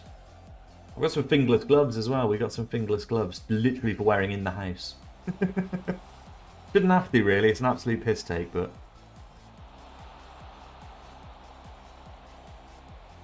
Vala, good ball over to Gomez. Oh, he's hit the crossbar. Roberto's got him. Oh, good save. Yeah, tight angle. Tight angle. Good effort.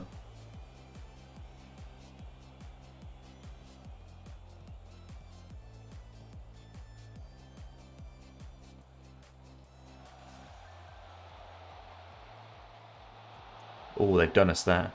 Good save, Reuben. More of those, please.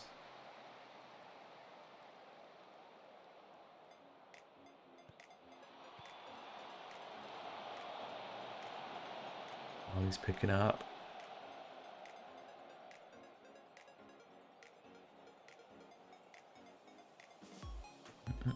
Then we've got Real Madrid after this game. If we can beat Real Madrid, we're back in the chase for second.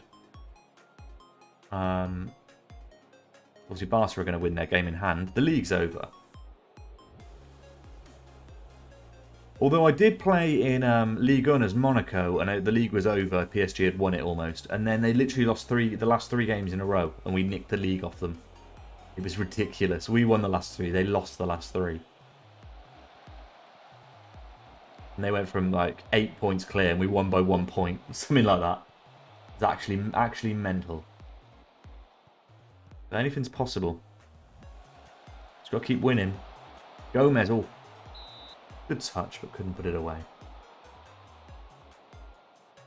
Also, guys, if you're not subbed, you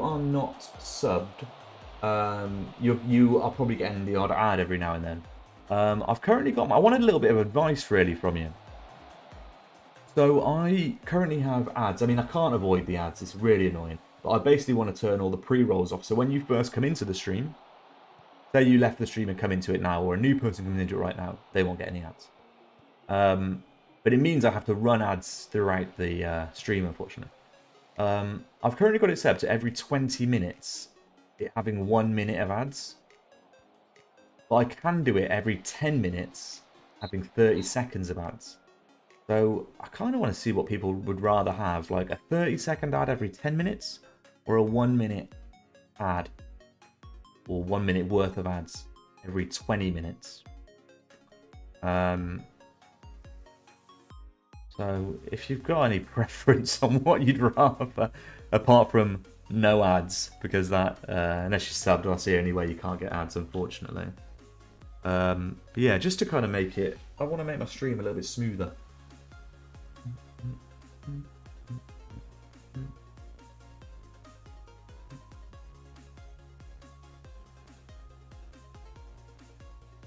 Yeah. Not 100% what to do. Not 100% what to do. I think having a minute every 20 minutes, it is a lot, but it's so stupid as well, because like the money that it generates for like streamers is so minuscule. It's just a pain in the ass. Like it's literally nothing. I'm gonna pay a loan fee for him as well.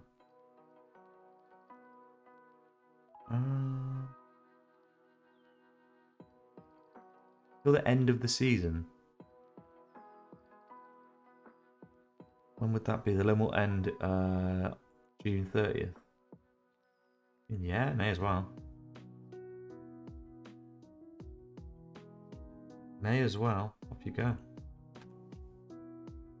I want him.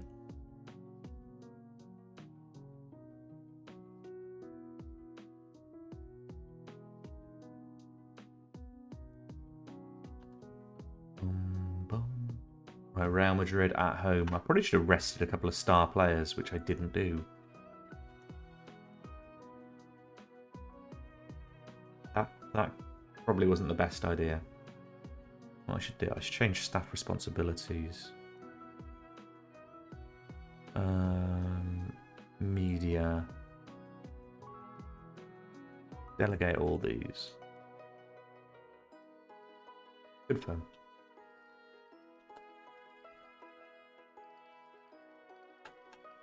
Gomez is now a Spanish citizen.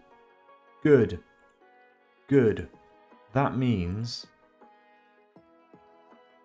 that that's one less non-EU player that we need to worry about.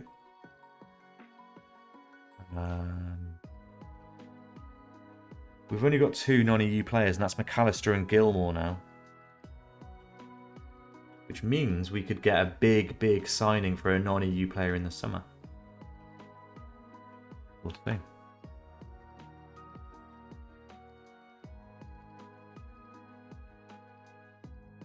We've qualified for the Champions League.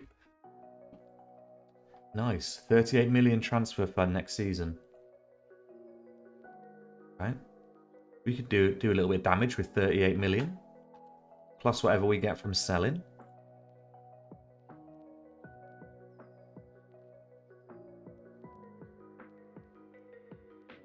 Cabeza a centre-half? No, thank you. Put Ducarte back in there.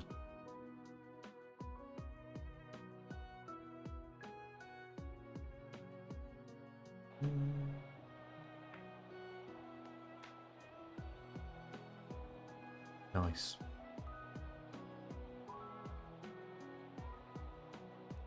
Can we get the win? If we get a win against Real Madrid, then second place is back on. Second place is back on, and that would be nice. It would be a nice accolade.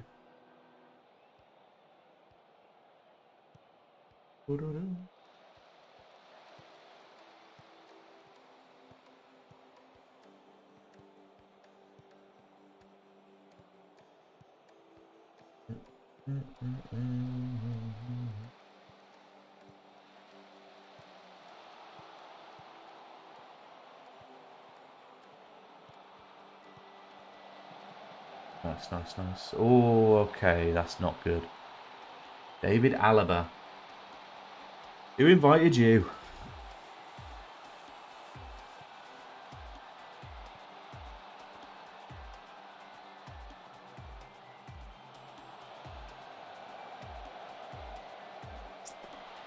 Not ideal. Not ideal. A little bit of encouragement. That dancing Barbara wants to come back in now.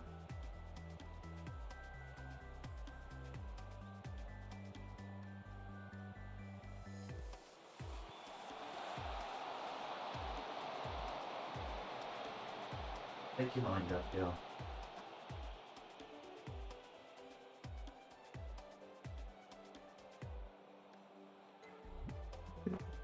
Where you going? You gonna come up here? It's falling out now. You gonna come up here?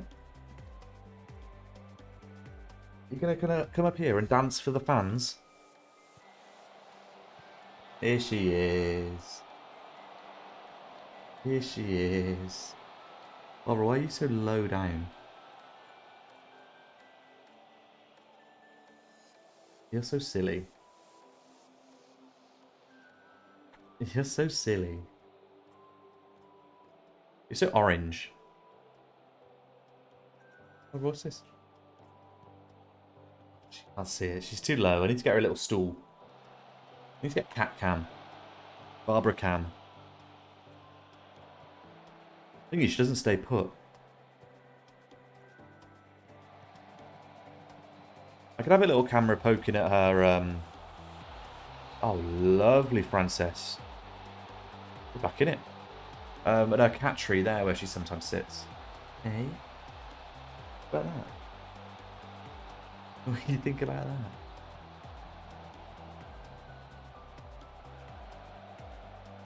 That's a great finish from Francis. Come on.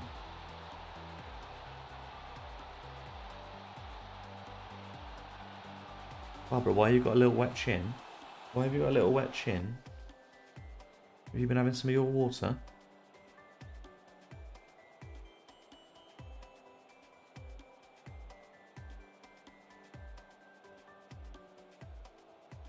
Scratch under the chin.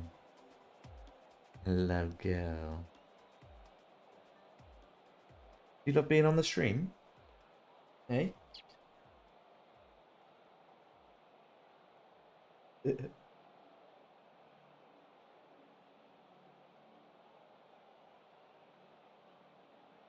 gonna go for it? I'm just gonna run into the camera, so I'm probably gonna stop doing that now. Before she jumps at the camera and knocks it over. That would be awkward.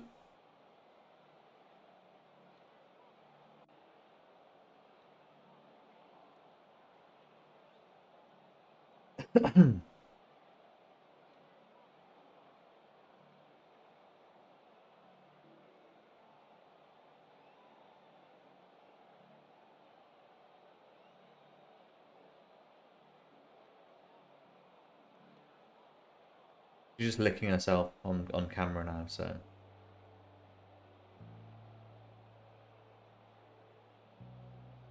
Oh, I didn't see it. Did she look up at the camera? Barbara, you're making people laugh.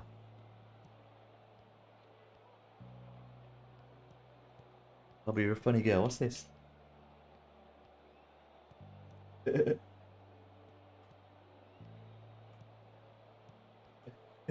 Silly cat. You're a silly cat.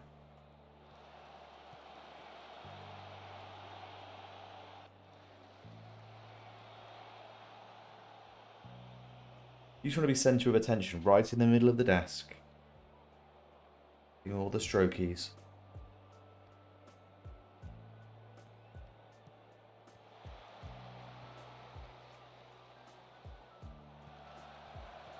Rio, is he going to whip this one in?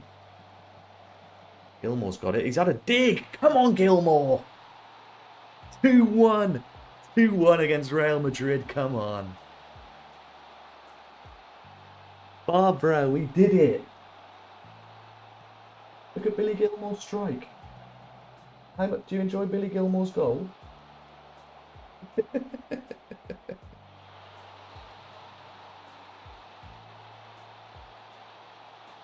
I don't know how clips work, but maybe this is it. I'll have a look at it in a second.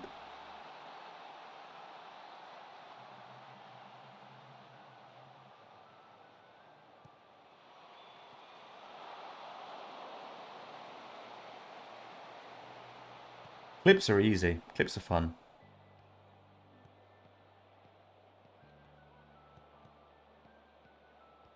So from the moment you press clip, it then puts the last minute's worth of stuff, and then you can just edit it. I'm guessing that's what you've done. She's wandering off now.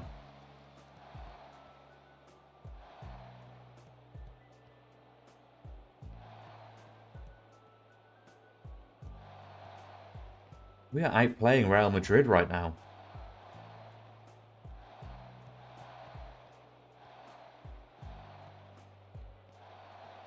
Fans cheering every pass. This is Oliver Dybala. Oh my goodness me. What a fantastic goal that is. I don't know how many passes that was.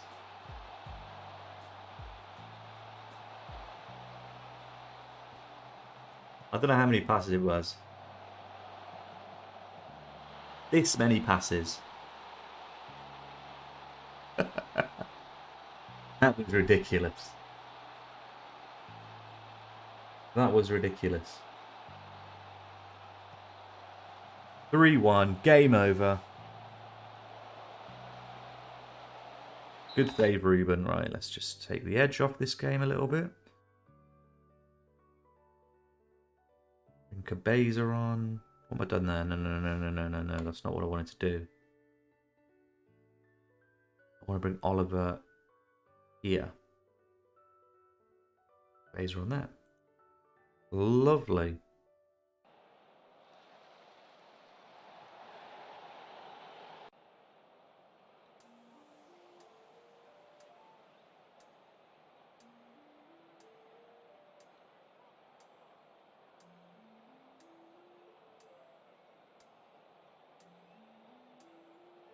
Lovely stuff. A 3-1 win against Real Madrid. We're back in the chase for 4th place now. I mean, is the title on? Is the most unlikely title challenge still up?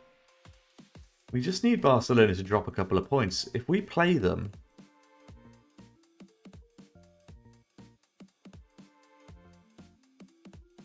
If we play them... We haven't got a game against Barcelona, but our fixtures are favourable. They're not exactly terrible fixtures. Who have Barca got? Malaga, Celta Vigo, Valencia, Seville. I mean, their fixtures are pretty favourable as well. And then obviously we've got Real Madrid, a Real Madrid sandwich. Look at this clip.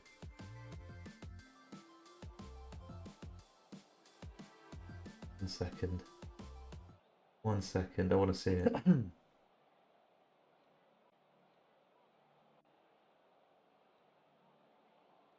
What face is she putting?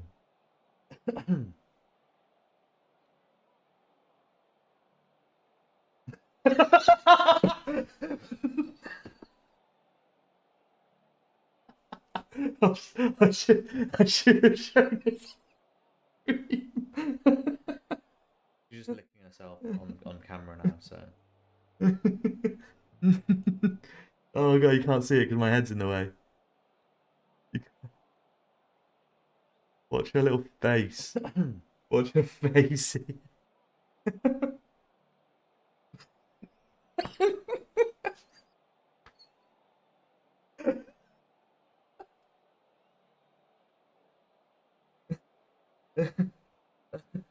Oh my god. She's just licking herself on camera god. Now, so. How do I zoom in on the camera? I don't know how to do that. This. But I'm in the way over here. I don't know how to do that.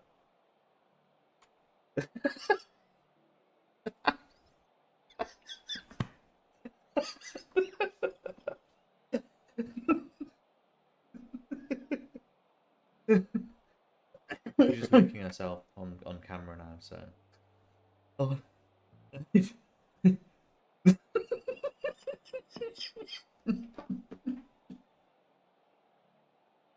Oh my god.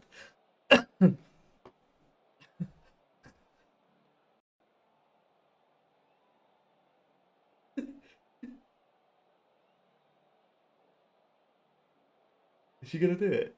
Is she...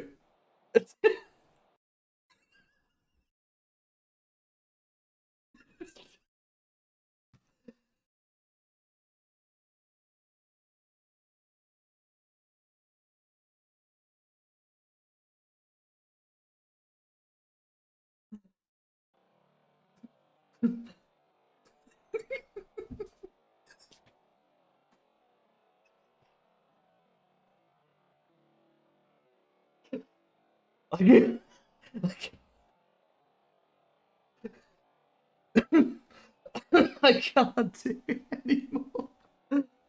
Oh my.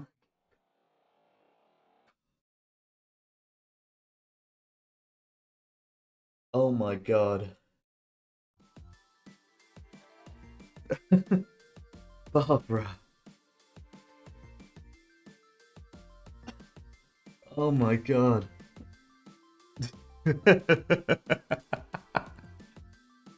Oh my god. Oh my god.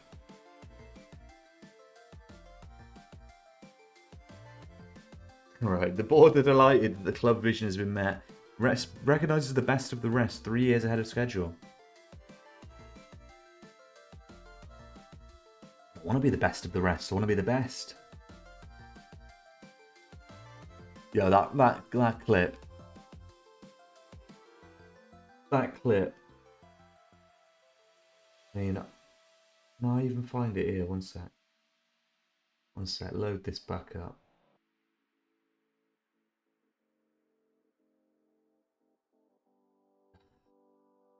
I'm tweeting this out.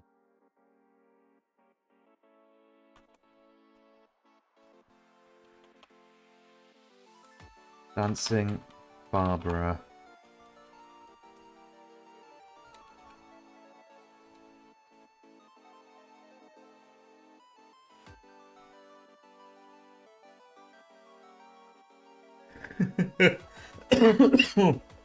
That's so funny. That's so funny. I'm so glad that you clipped. I'd never have seen that. I'm so happy that you clipped that. You're just down there looking at the door now. Dybala is out for pretty much the rest of the season with a hip injury. Eat. That's not good.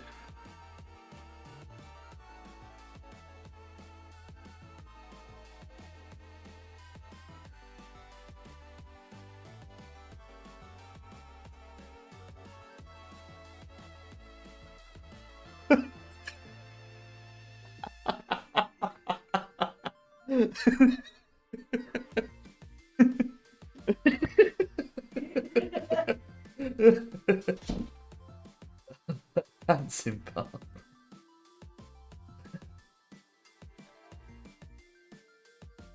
Oh, I'm never gonna get over that. I'm never gonna get over that. Oh my god.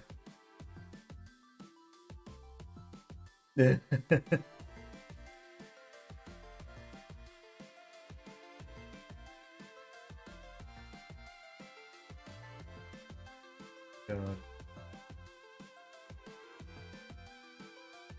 Holy moly. Oh. Don't know what I've just done. Yeah, we're alright.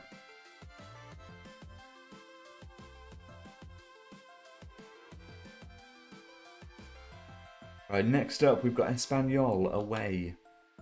Can we ride the wave? Title race heats up. Oh, we got the title race. Oh, that's not what I want. That's not what I want.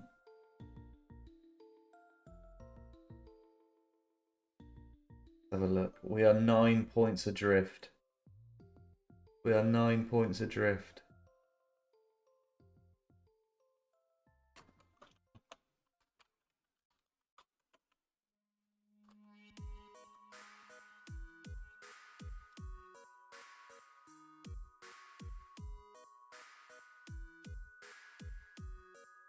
On loan.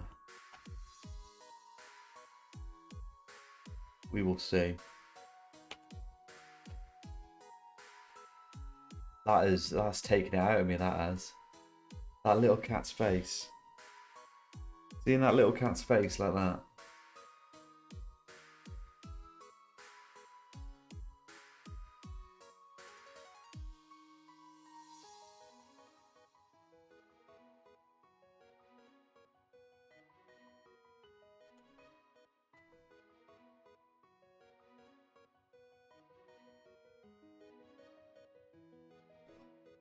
Getting a haircut tomorrow, a long overdue haircut. I'm getting all this shaved off.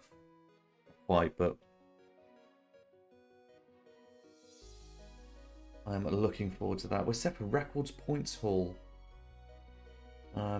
90 is the record. We're on 77. I mean, that's still 13 points from. We've only got 5 games left. I mean, that would be impressive. Manager of the month. Astute managing. 4 games, 4 wins in April. With how many goals? 4, 5, 6, 7, 8, 9, 10, 11, 12, 13 goals and only 2 conceded. What a month we've had there. Including a game against Real Madrid. Oh, with Barca drop points here. Barca drop points. Can it be done? Do Barca drop points? Don't think they'd have. I see what the scores were. Barca have dropped points. Barca have dropped points. They only drew with Malaga. And considering Malaga are 16th in the league and potentially relegation threatened.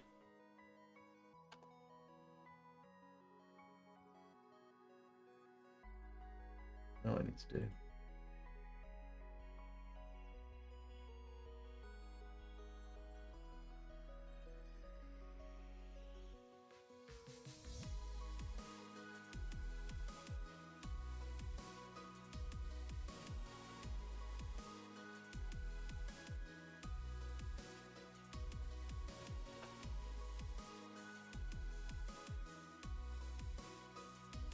Yeah, thank you for tuning today, everyone. I hope you enjoyed the little watch along that we did for the feature reveal video. That was very fun. I enjoyed that. Yo, let's go, Thorelius. You know what? Let's do. Let's go. That's not the right command. Let's do this. Let's do this. Oh, mate, you seen that clip? Mate, you seen that clip? Have you seen that clip? Oh my god. Oh my god. Mate, I almost fell off a chair.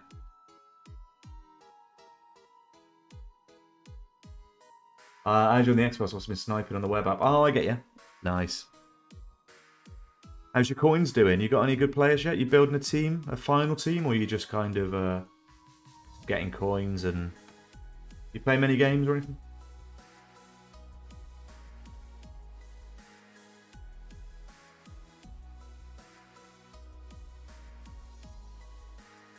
Oh, well, this could be another win. They're on a very... Oh, kickoff highlight. Okay. Interesting. Yo, let's go. Garley whips it in. Arroyo's there. Ooh, clips the crossbar. Unbelievable. I'm sniping an unknown player for 600 coins and selling for 1.2 a card. Nice. Why are they selling for that price?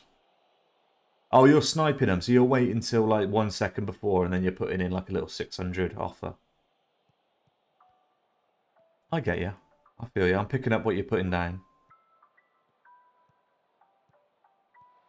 Arroyo to Maras, the left back. Weak pass. Easily intercepted. As is that one. Oliver is through. He knocks it through to Pepe, but he can't get the ball through. Mencinelli, another bite of the cherry here. Maras through to Arroyo. Straight at the keeper.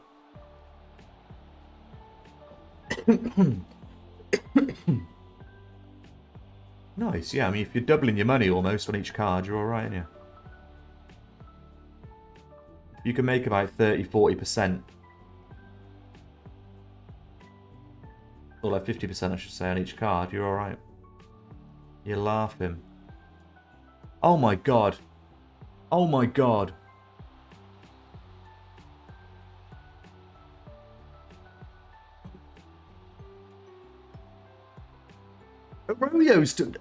How is Arroyo to blame for that? How is Arroyo to blame? Yeah, it was a dodgy pass.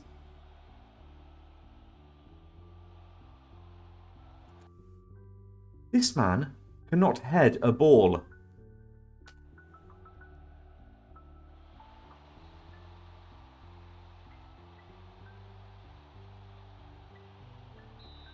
Kickoff highlight.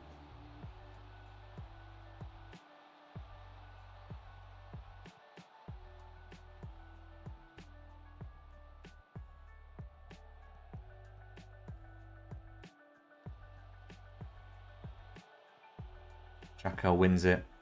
Xhaka's been very good this season. He's kind of held our defence together. Him and Ruben in goal they've put a foot wrong. Nakate cannot head a ball to save his life. With his 16 jumping reach, 16 bravery, 14 heading isn't great.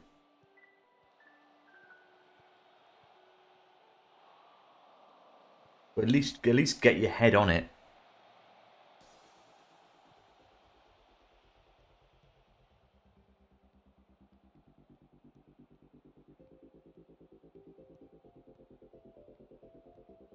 Yeah, Threlix almost fell off my chair watching that clip, honestly. Pepe.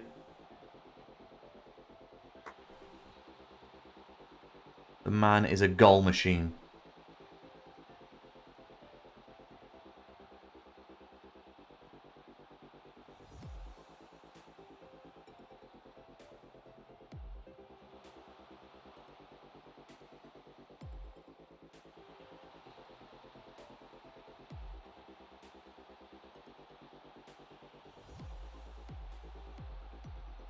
So guys, if you're not following the channel already and you are enjoying your stay here, please do consider hitting the follow button.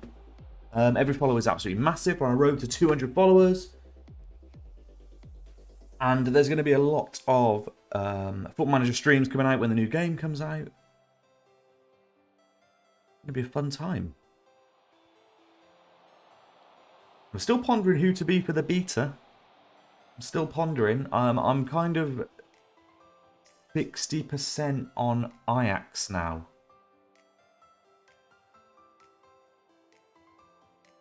60% on Ajax now. Like 40% on Dortmund. Pros for being Dortmund. Licensed league. It'll look nice. They're a very good team who don't ever win their national their division because of the dominance of Bayern Munich. So it's a good challenge to see if we can overturn Bayern and maybe push for a Champions League win. Pros to being Ajax. I've never managed in the Dutch league. Ajax crushing their league, probably the best team in the league, but maybe need quite a bit of investment to be a challenging team in the Champions League, maybe.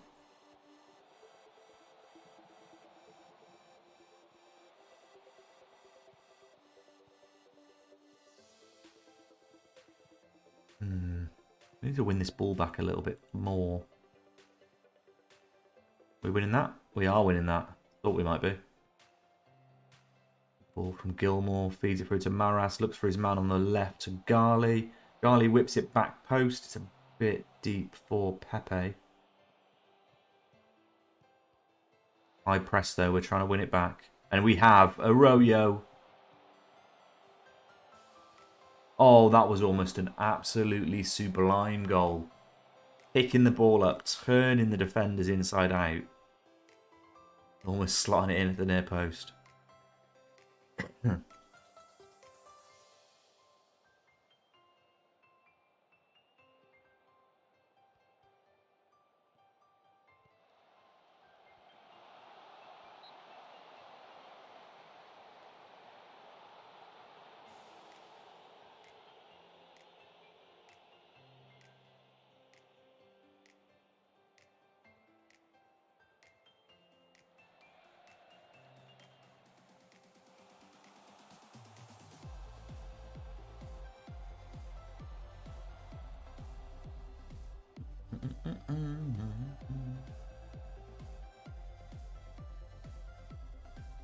Or have we given away a penalty there? My goodness me. My goodness me. Yeah, so Ajax and Dortmund are the two teams we are picking between.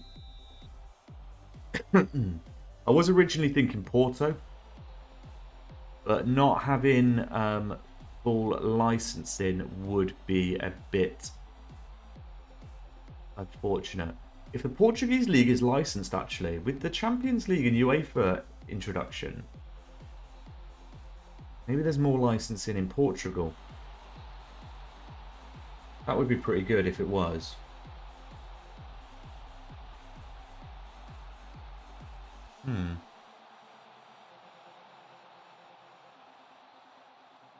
Yeah, hopefully if that is announced, they do.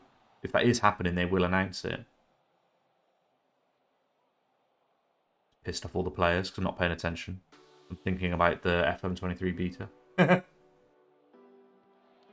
Yeah, if anyone's thinking about playing the new game, what team are you thinking of being?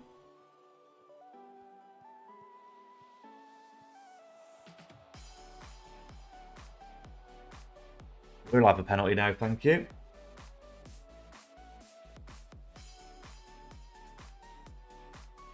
What's this? They never go to the screen anymore. I'm waddling over to the screen.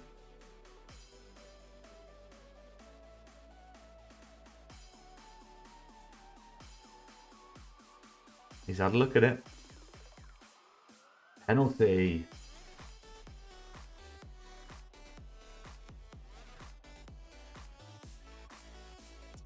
Put on here now then. Look in maybe? Oh, that was just a needless highlight. That is a shocking penalty. What a shocking penalty that is.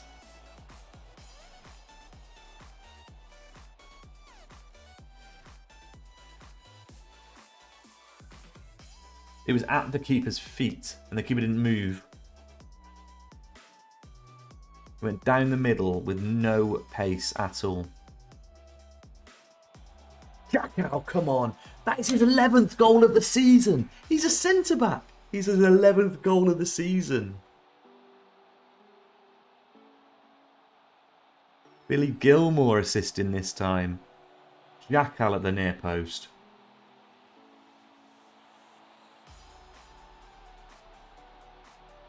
That's what we want to see.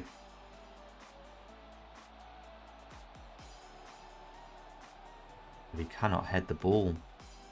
I'm taking him off, you know, because he can't head the ball.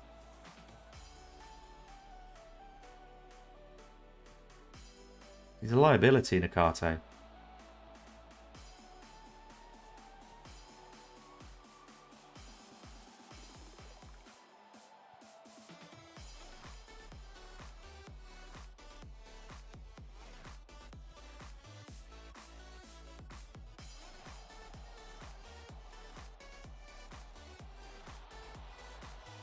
That all come from us missing a header.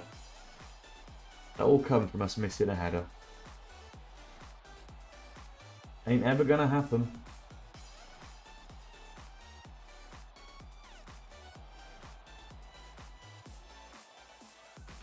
It isn't ever gonna happen.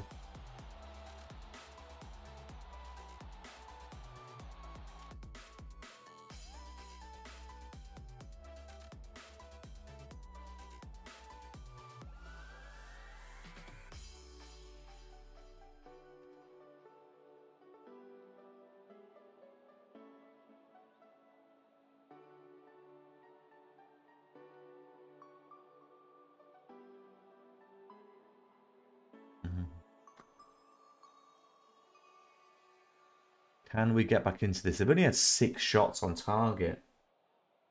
They've only had 6 shots on target. How mental is that? We have not done well today. And it mainly comes down to Nakate missing too many headers. And Ruben hasn't been on top form.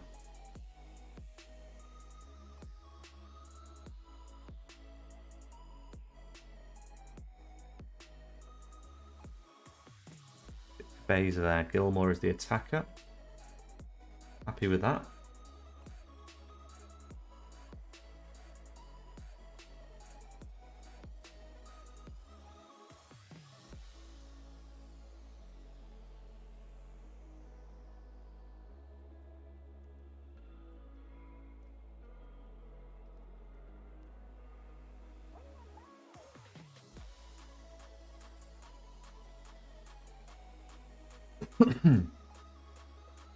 That looks like it's going to be that. And that looks like that is the end of our push for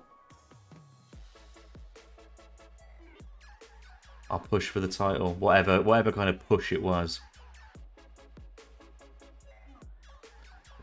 Pretty disappointing loss. Oh well. Alas, it doesn't matter. We ate. We ate. I think we've got 4 games left. Yeah, we've got 4 games left of the season. We're going to finish it up today. We're finishing up today. I don't know. Thorelius, are you there? I don't know if you're there. If you want to watch a quick food review video whilst I go down and let's go to the toilet quickly. Have a quick couple of minutes break before we finish off this this stream, this season. If not, I might put the FM video back on. I'm around. I'll tell you what. Do you want a bit of food review for a little bit? Just while I go nip downstairs. What are we saying? Put a little bit of food review on, maybe.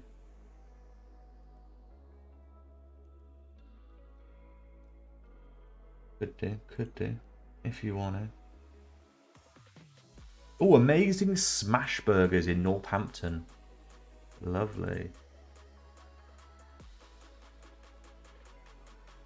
Lovely, lovely, lovely. You have a look what he's got to say for himself.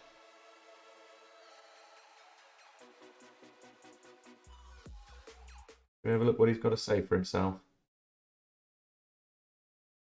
Where is my... Oh, one. Look at his face. Look, you can tell he's enjoying this. Whatever it is. He wants this. He wants this.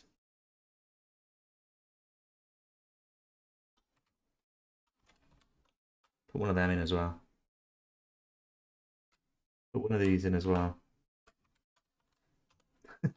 If you want to. No obligation. You don't have to get involved with it.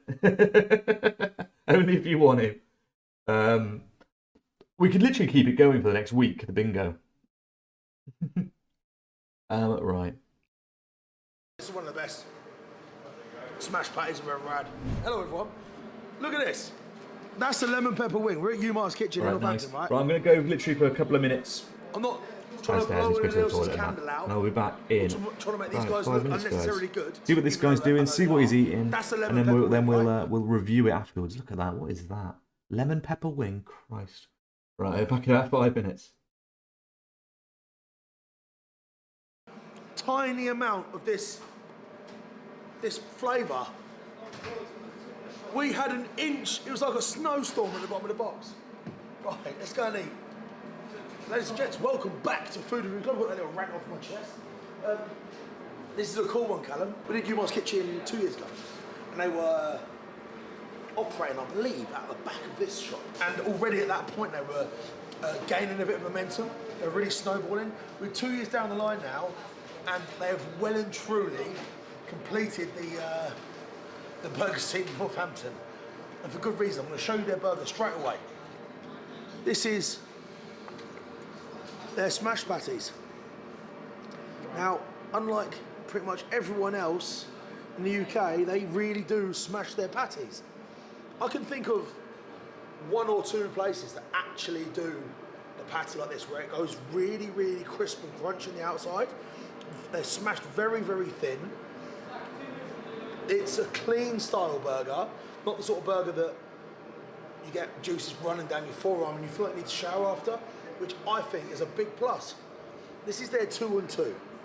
There's a 4 patty, and that is $8.50. $8.50, but what I had last time is, it's up there now, the classic, £5.50. Still, Crazy price. they haven't changed their prices.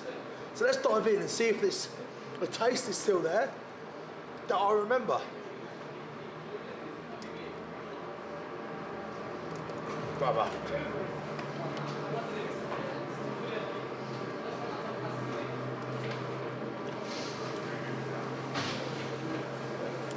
Never mind Northampton, this is one of the best smash patties I've ever had. Honestly, bro, Northampton, this is a shop that you should be very, very proud to call your own. It's clean, it's crisp, seasoning's not too overpowering. The bun is delicate enough, but still burly enough to do its job, not falling apart. That signature sauce, the chunky pickles, all makes a burger that I think we should celebrate. Wow, this is one of those places as well where I would recommend you to come and travel to. It definitely gets the FRC seal of approval. Brand new stamp incoming. Could you do like a certified bosh? That's the first time we've ever done that. Umar's, congratulations. It's very surprising to get 4 patties or an ounce of juice coming anywhere out of it.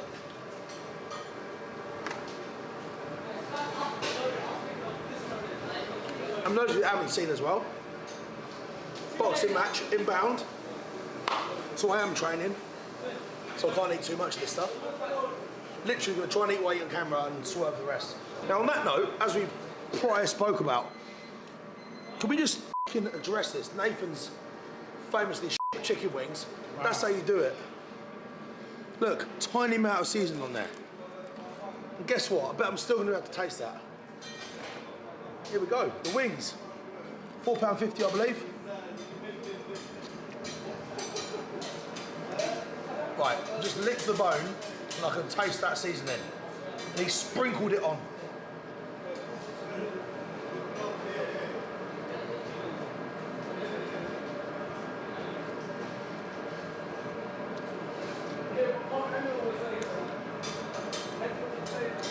Absolutely delicious.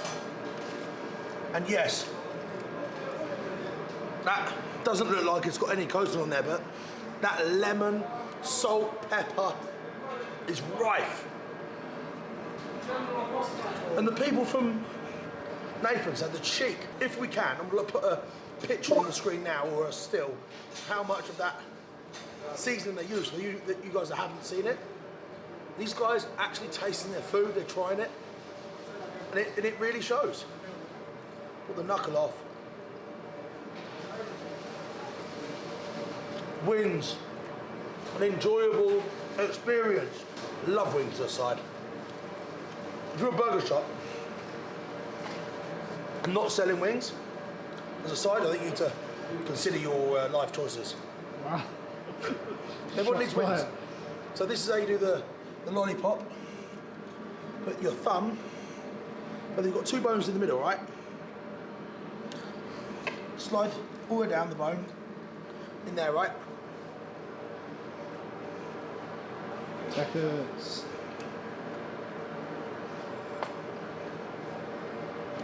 And that is how you do the lollipop. Now, next up, Callum, I want to swirl my mouth out. Are you ready? Back on the page again. Shani. Yo, it's Drinks Watch. This is What's he Arabic. got? What's he got? I believe so. Here we go, look. Proper ring pull. Canny. Canny. Wow. That was weird. If I remember right, like a Vimto. What we saying? Very sugary Vimto. Very sugary Vimto.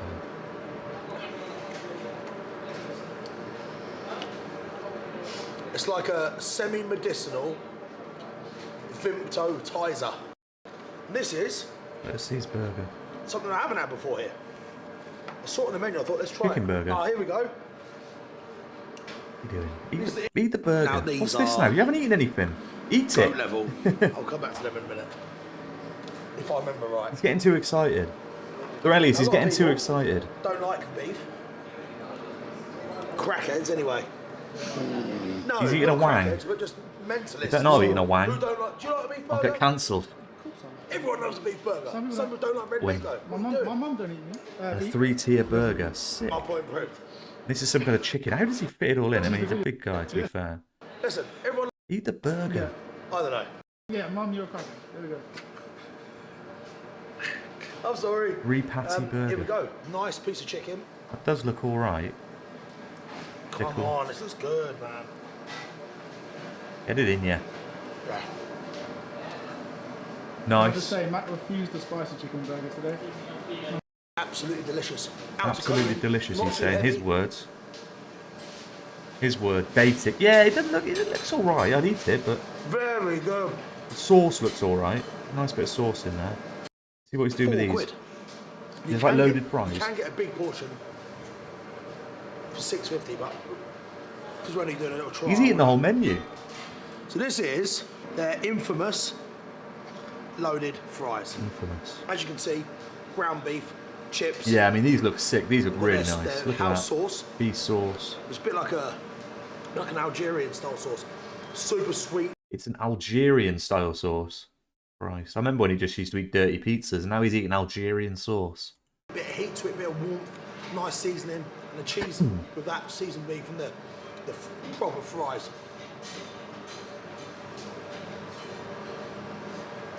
Right, what are we saying out of 10? What are we saying out of 10? Get your scores in. So basic, but so yummy. Does look good. Look If at that meat's well seasoned, we're on to a winner. Right.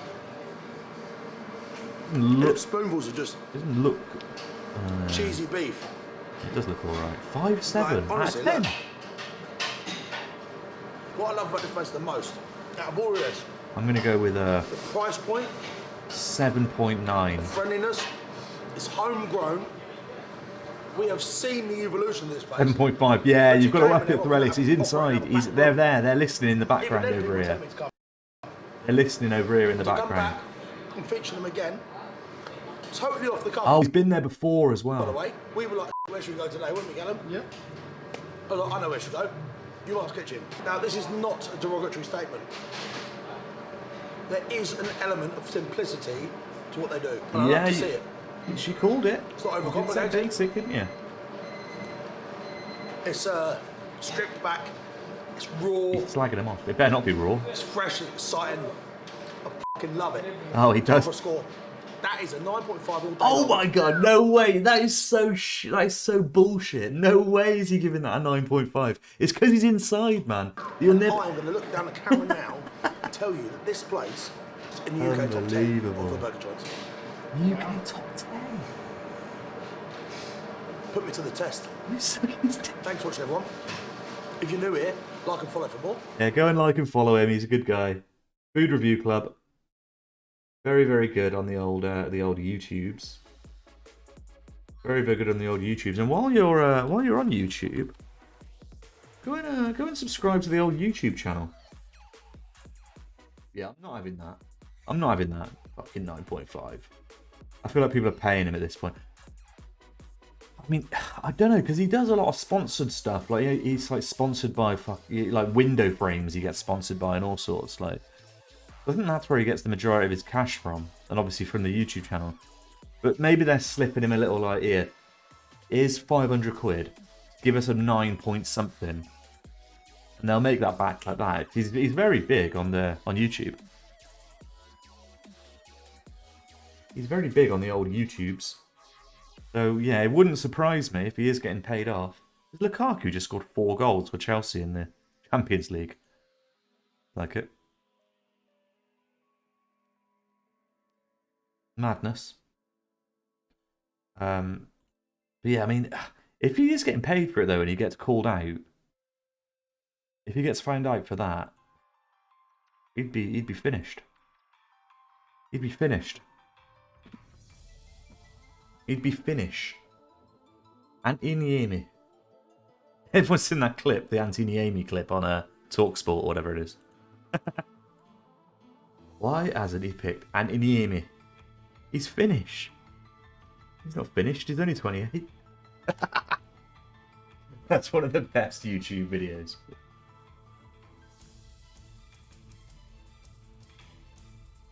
Right, we'll just keep battling. Try and win some games. I mean, second place I think is still up for grabs, yeah? Could be. We just need to get some more wins. We just need to get some more wins.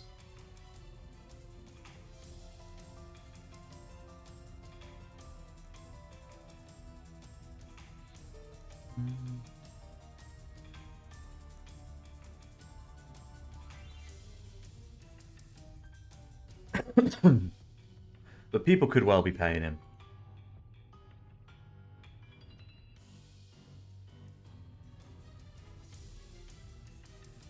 Thinking about that now. Playing on my mind. Maybe he's just a massive fraud. Really playing on my mind.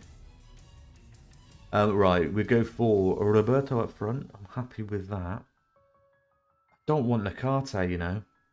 I want Sorariga in there. Nakate is not playing well enough. He's just missing too many headers recently. Can't have him missing headers. We'll put Gomez in. We'll put Gilmore in. Happy with that.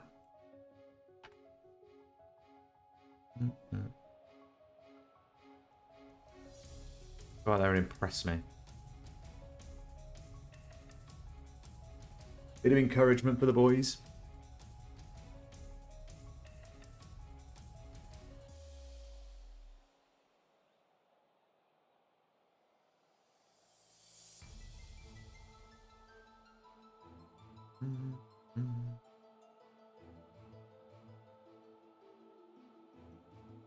bit more encouragement for the boys.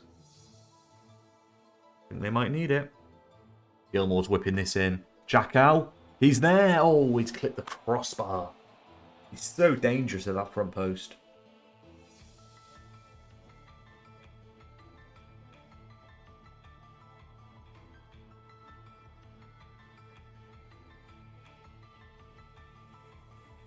Gilmore again. So Rodriguez there, and Gomez is there to slot it away. Great corner from Gilmore. Torunariga gets a lovely header on it. He gets a lovely header on it. And Gomez just clips it in at the far post.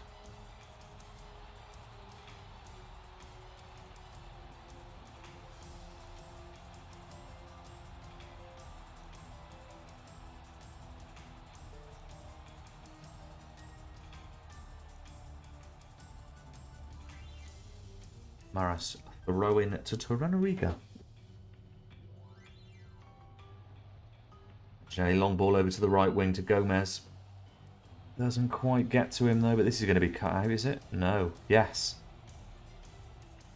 Francis back to Jackal. Over to Mencinelli. Oliver to Jackal, all the way back to Ruben. Runariga, Mencinelli, Oliver, Maras. Are you going to get on the end of this? No, he's not. That's a wayward clearance.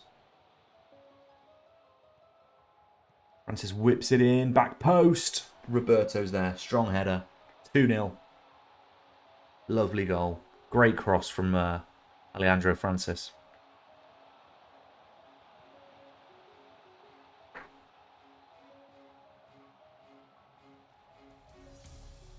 Strong header.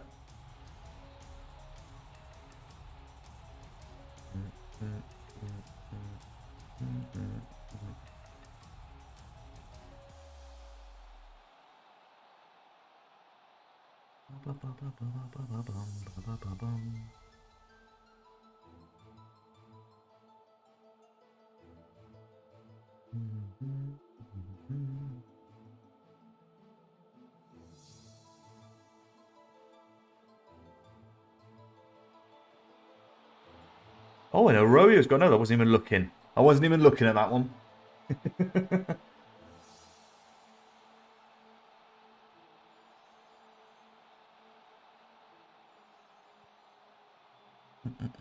Lovely. A Gilmore corner and a Arroyo header from a corner. We don't often see Arroyo scoring from corners.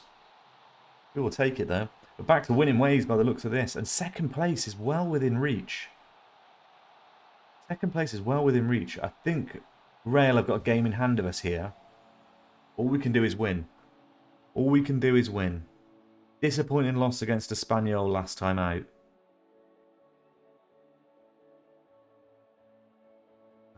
Very happy. Let's go. Very happy.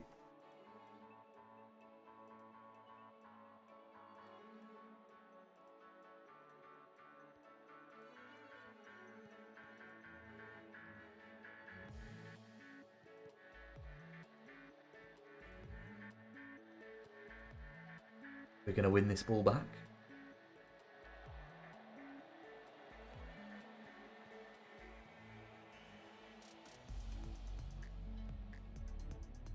Arroyo's got it.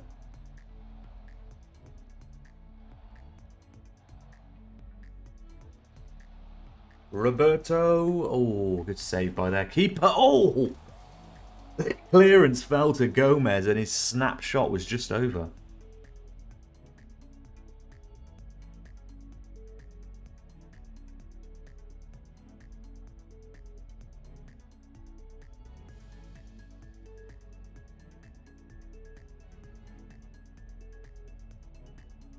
Get some subs on. Mencinelli's not having a great game. Let's put Cabeza on. And Oliver's not having a great game. We'll put Arroyo in the middle and put Dali on the left. Happy with that.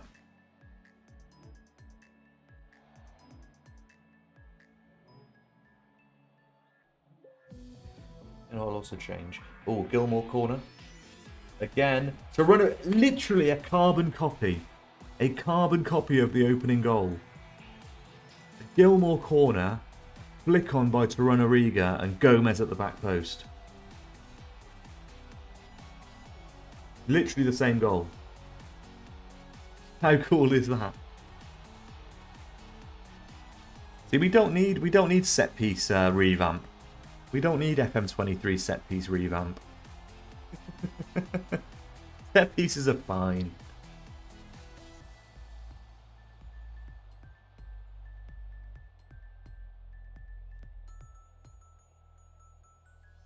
A reminder, guys, that we will finish the season today, so we've got 3 more games after this one. And on Sunday, when we're live, the next live on Sunday at 1:30.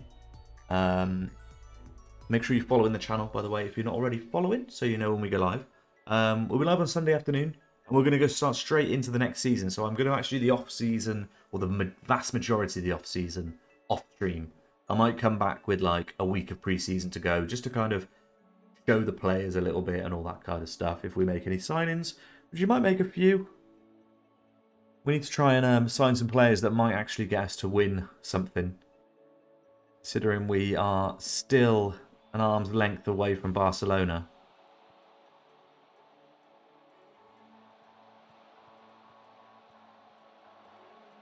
Gomez almost for the hat-trick. Gilmore back to Maras. What a shot that was.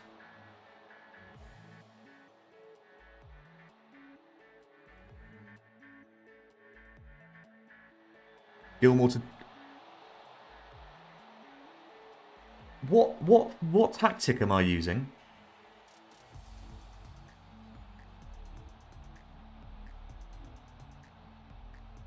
And you can download this corner routine by following Salty BFM on Twitch.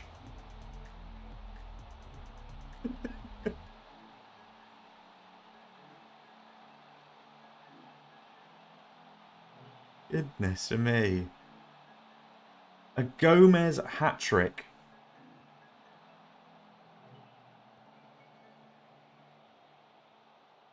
A Gomez hat-trick, all 3 of them coming from the same corner routine. A Gilmore corner, a flick on by the centre half, and then Gomez at the back post. That's how you do it.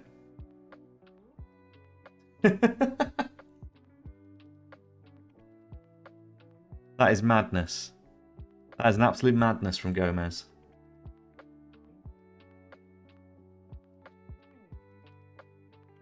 The perfect corner routine for FM22. I think there's still a market for it. We're all right. Ailes Jackal. Yeah, he's done very well.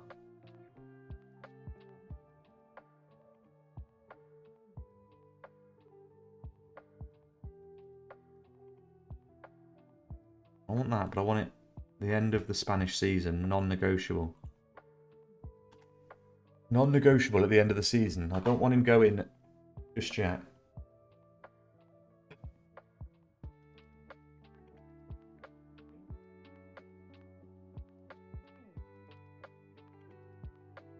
Looks like Oliver will be out of the team. He's going to be one of the players that will depart. I wonder who else we might sell. I might even sell somebody like... I don't know. Interesting to see where we might need to improve.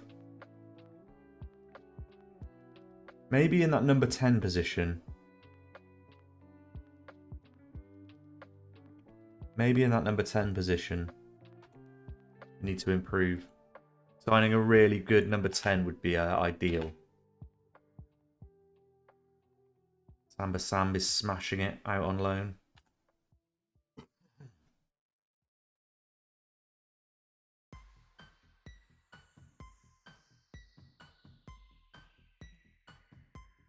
Elche next. Elche.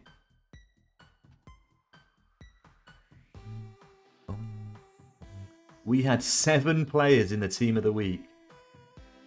Not bad. Not bad at all. And here are our 3 victors. The 3 victors. If you missed yesterday's or Monday's stream, our elite talents in our youth academy are all called Victor. And they all look very, very good as well. Very, very good. We also signed this guy from Equatorial Guinea. Juan Mate. Lovely. They're worth a fair bit, aren't they? I could be really cheeky and sell all of these, knowing that they're never going to get into my first team, just to make some money for our final season. I might do that, you know. I might just offload all our youth players for, like, pretty cheap. It might upset the fans a little bit, and maybe the board selling off some of our wonder kids for cheap. I mean, 16, 17-year-olds, they're not going to be in the first team next season. I'd only loan them out.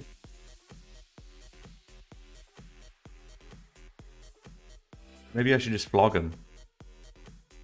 Drip the team back and spend all the money on the first team, ready for our final season. It's a bit cheating. I mean, clubs do that though. Clubs do that. We want immediate improvements. We want immediate success. We need to catch in where we can. To get the money. Nakate comes back in. Maybe we'll give McAllister a run out. Give McAllister a run out.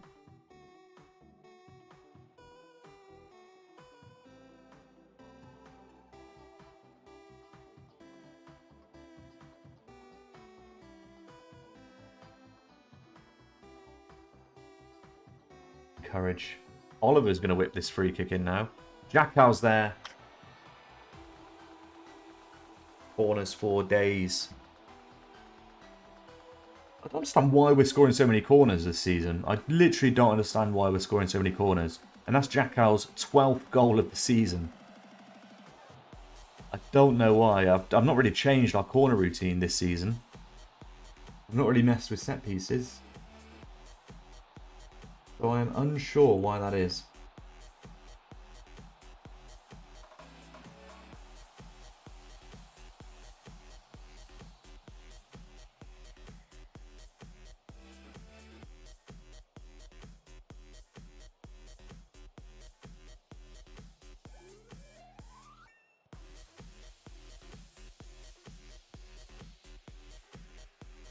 Just to make sure we finish them off here. We don't want them getting back into it. Yeah, another goal early doors. We're winning that. We're winning that. Lovely.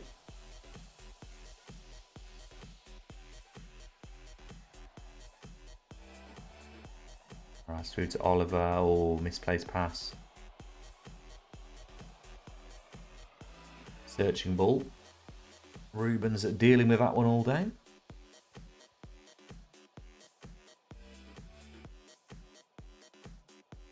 Oh, he's off. He's got to be off. Got to be off.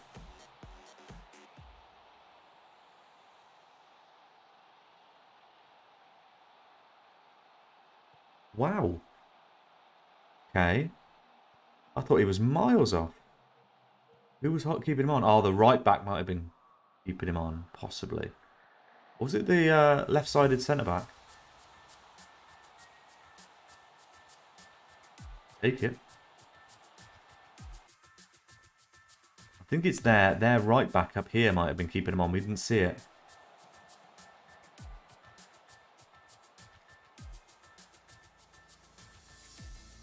It looks like Real Madrid are winning their game in hand.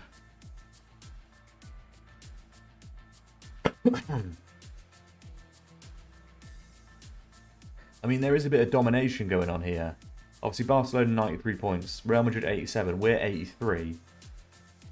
And then the next best is 64. So we have... I can see why they've classed us as winning the best of the rest. We ball to Pepe.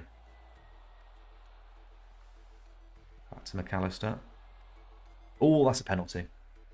That's a penalty.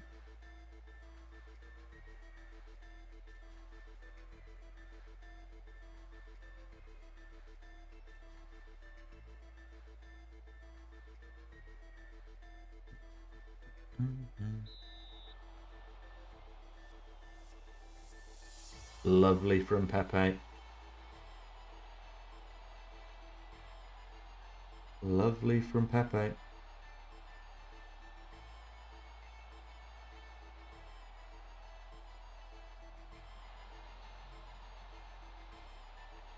"22 minutes gone, 3-0. You could say this is game over.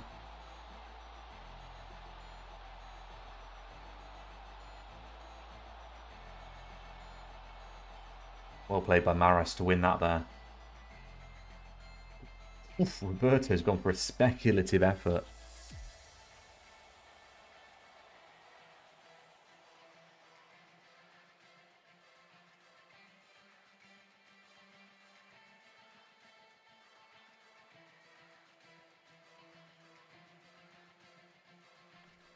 How many are we going to get in this game?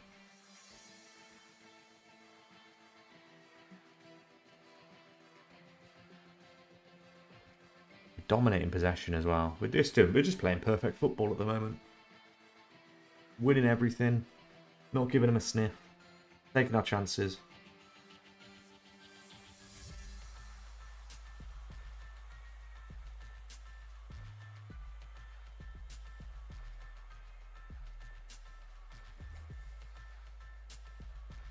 Nice.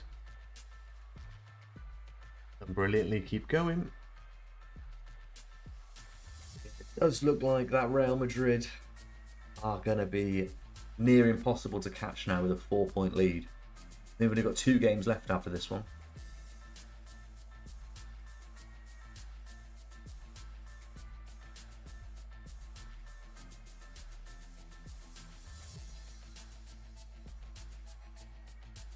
Let's bring some of the boys on.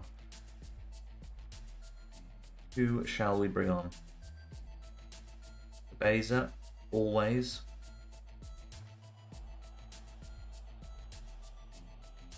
Gomez, maybe? Gomez for Pepe. Bring some of the youth on.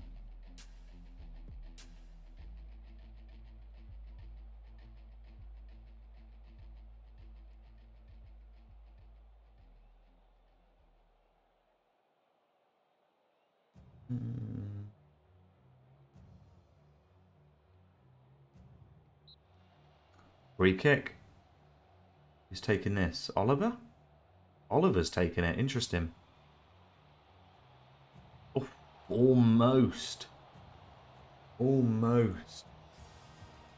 Wow, wow, wow, wow, wow.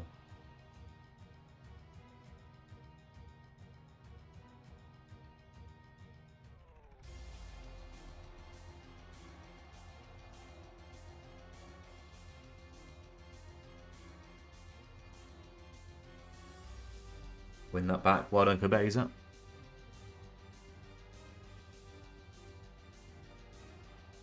are we going to do with it here? We're winning that. Yes, we are. And we win it again. Oh, they're scared. They're scared. They're frightened. Close that down. Wild clearance. Jackal intercepts. Cabeza over to Arroyo. Through to Roberto. Should have hit the target at least there. Disappointing finish from Roberto, our boy Roberto.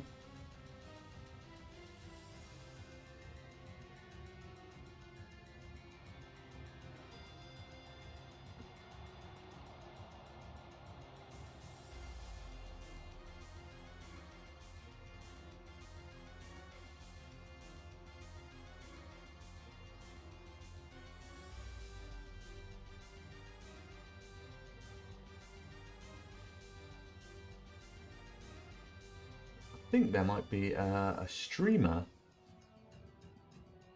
but I don't actually know who is the next person up in the community charity stream that's going on at the moment. Ah, we can never keep a clean sheet, can we?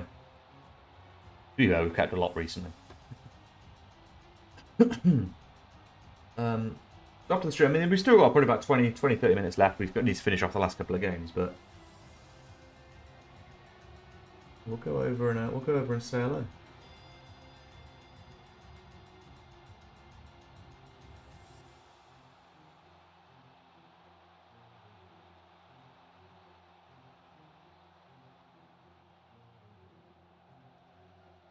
Good foot in by Oliver. Can we get a fourth? Make it convincing. Oh, Gomez at the back post. He loves getting at the back post, doesn't he? He loves getting himself at the back post. That's a nice win, though. Disappointing to concede that goal late on, but we kept our attacking attitude up throughout. Never retreat. Oliver did very well, yes. Shame that he's going to have to leave us soon. He's not dying, he's just being sold. It's a shame he's leaving us. Actually fall into La Liga 2 after that defeat to us. Unfortunate. Unfortunate, guys. Nakate, pull your finger out, mate. All these training things done. Yeah, I think what I'm going to do in pre-season is absolutely butcher our under 18s. Or under 19s. Just tear it apart and make as much money as possible from it. Knowing that these players are never going to play for us. I might do that. We'll see. And a last chance effort. A last grasp. Is that the word? Don't think so. Yeah, Barcelona are champions. Barcelona have won the league. We can still battle for second, though. We need Real to drop points. Who have Real got here? Getafe. Not going to happen. Not going to happen, I don't think.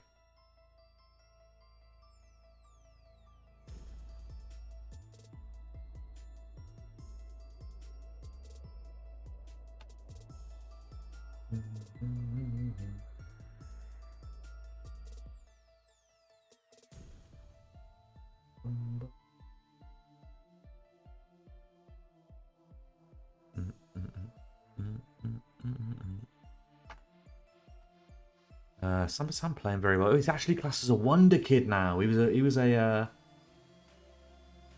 a what's it called? An instructive? Not quite sure. Goalkeeper.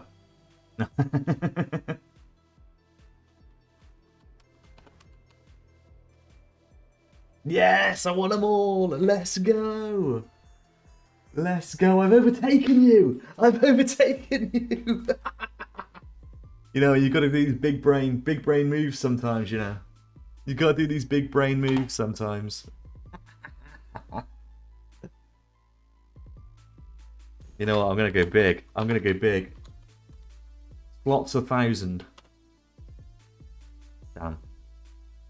That would have been money. That would have been money in the bank. Exclamation mark points, exclamation mark salt coin if you want to get involved in our channel point gambling, or not our loyalty point gambling. All for fun. We enjoy it. We have fun here.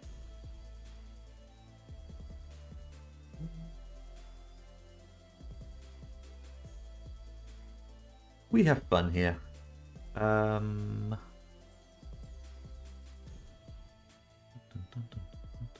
Gomez at right back. Might have to, actually.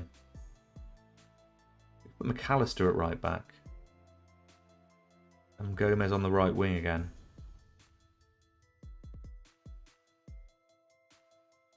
Happy with that.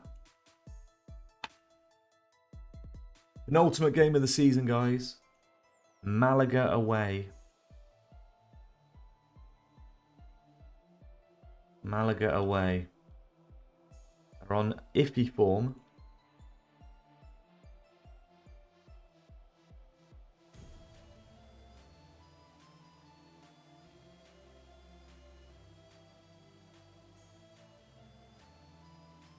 We'll see. We'll see if we can take them. I think we should be able to.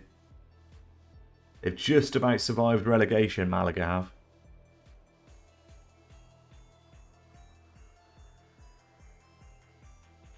Oh.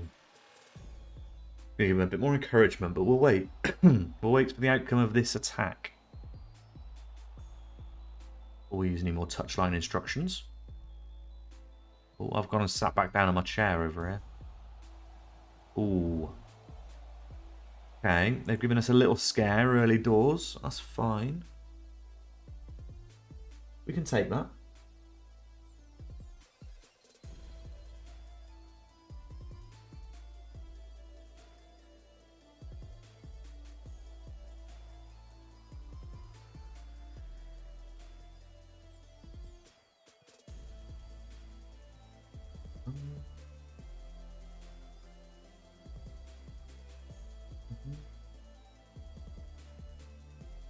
Funny, I'm just scrolling through who's playing FM at the moment.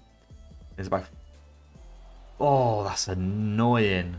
That's an annoying goal to concede. The keeper's dropped it into his path. And there's so many people that are just watching the YouTube video. Funny.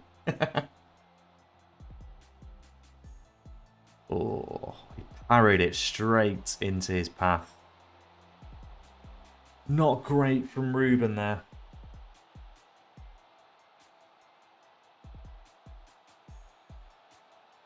We got this though. Let's go attacking, a little bit more encouragement. We're playing alright, we're playing alright. That's just an unfortunate goal to concede.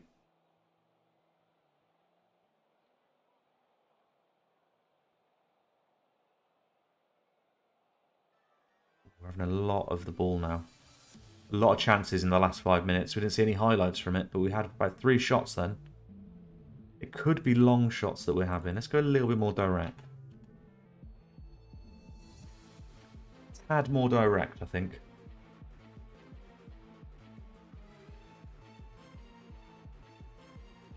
Because they could be holding on to this this lead now. Just sitting there on it. Wouldn't be ideal. I've got any drink left. What have? Delicious. Disappointed. Come on, boys. Come on, boys. Demand more. Salty BFM wants more, it says at the bottom of the screen. Do want more. Oh my god. What's happening? What is happening here?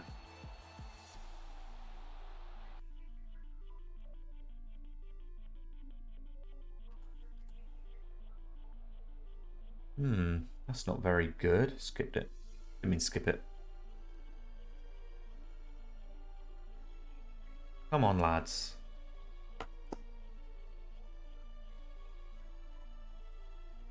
This is not an ideal score.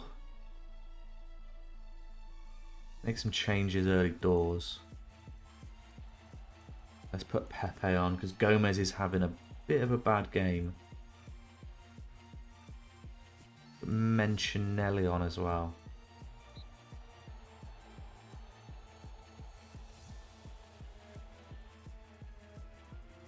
Pepe and Mentionelli coming on for Gomez and Fernandez just to freshen up our attack a little bit.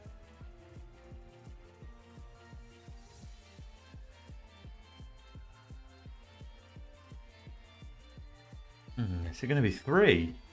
This would be a pretty grim result.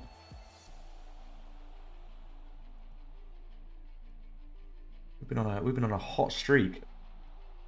Arroyo, lovely finish that is. We did lose to Espanyol actually, to be fair, so we're not on as hot of a streak. But we've had some great results. That was a great little bit of football there. Mentionelli threads the needle to Pepe, and Pepe slots it across to Arroyo. First time on his left foot, curls it into the bottom left. Beautiful. More of those, please. Mentionelli and Pepe, the substitutes, combine into an assist for Arroyo there. We're still in this.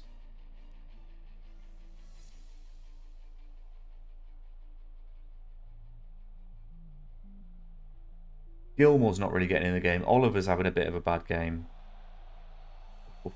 Oh, good save, good save, good save.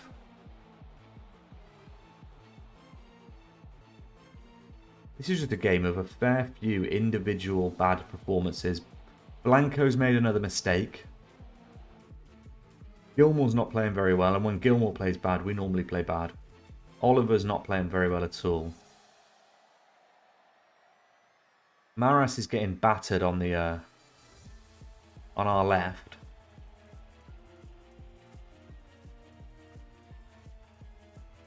But we're attacking down the right.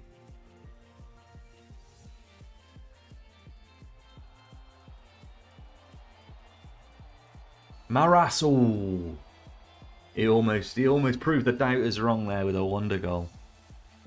Let's go. You on side, take that out from there. Actually, hit early crosses. Get stuck in. Wide. Look for underlap as well. Let's look for that underlap. See if we can get Maras into the game a little bit more. Only got 10 minutes left.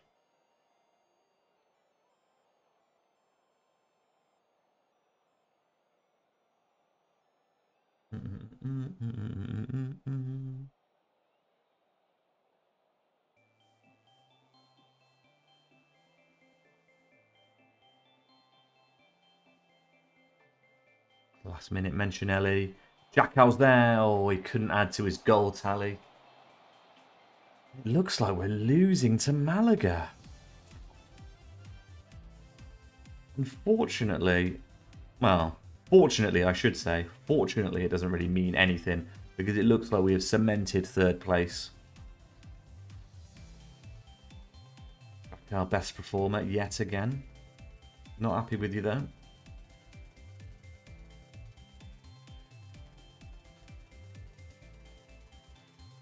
Yeah, not good enough. I faced an inquest after the loss.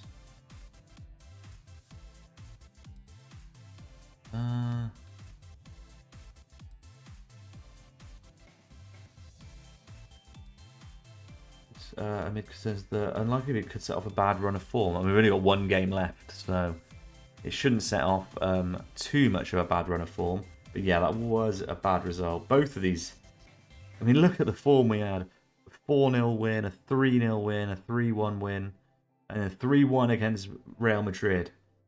5-0 against Real Sociedad, 3-0. And then we just had these bad results in between, just peppered between it. Interesting. Leicester seek Francis deal, not going to happen. 52 million. Well, his release clause is 55 million. That is quite close to what? Respond. No interest in selling him. No interest in selling him. Yeah, Barcelona. What was that? Not the recruiter me, I'm not interested in that. Barcelona fans are undoubtedly pleased after manager Xavi and his team. Ah, okay. They're calling Xavi a Barcelona legend. I mean, he probably already is.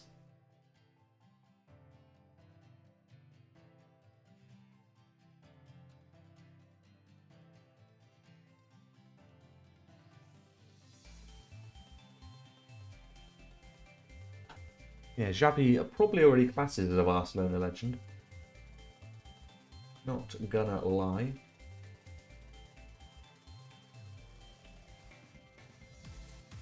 Training praise in. Oh, Salvador. Yo, Thorelius, did you see my gamble all a minute ago?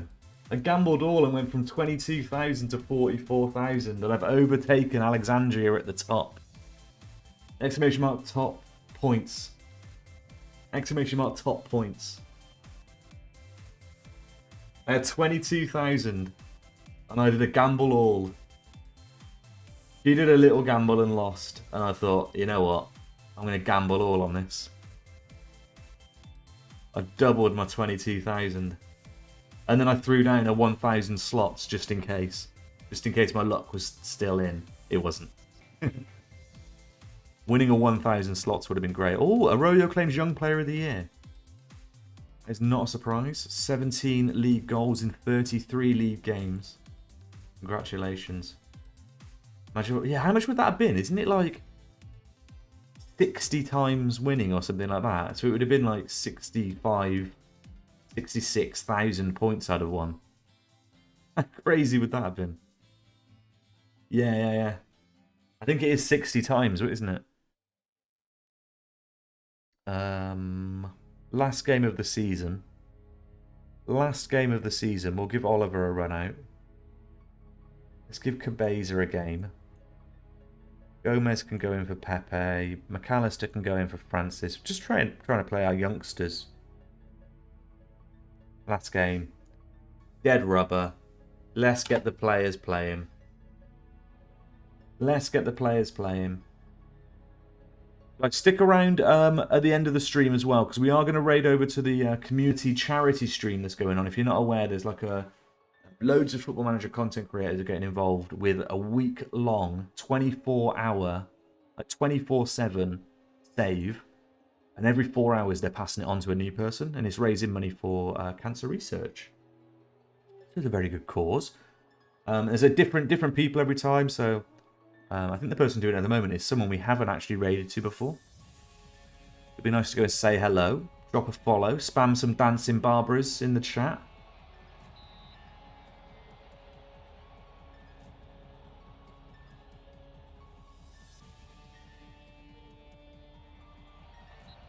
Jackal, another corner. Another corner. Jackal's looking for golden boot from centre half. Here he is again. Oh, he's had another shot and another dig at it. He's just had 3 shots in a row. He's had 2 headers from 2 corners and then a rebounded volley. And he... Jackal, man. This guy. I originally signed him as more of a squad filler player, and he's become probably our best player. Jackal in defence. He's so good. Gomez back post, couldn't get a head on it.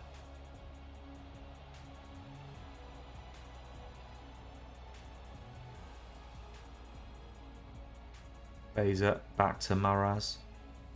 Beza into Arroyo, back of the net. No, he's onside. He's onside.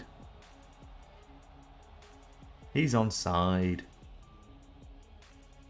Don't tease me. You tease me. Naughty, naughty. What?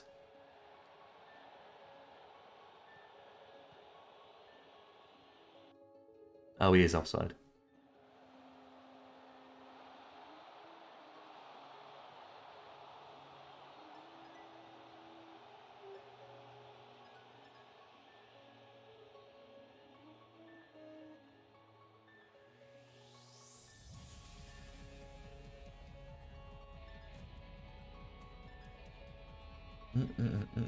Yeah, done a longer stream today.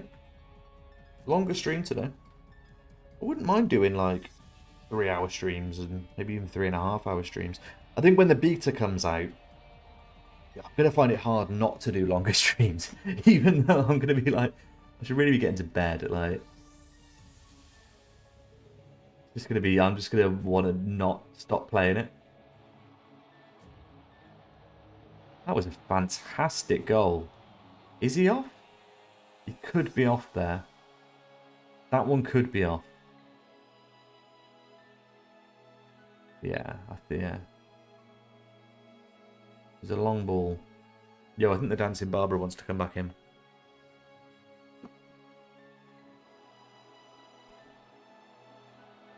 Come back in again. Is this the 3rd time you've made an appearance this stream? Is it the 3rd time you've made an appearance? You can't get enough. Barbs, you can't get enough, can you? Posing on the stream.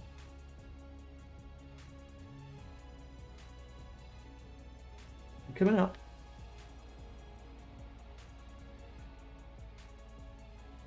Hello. Hello. Oh, Arroyo's on. Fires it wide. Hello, girl. You gonna make weird faces again? You're gonna make weird faces in front of the camera?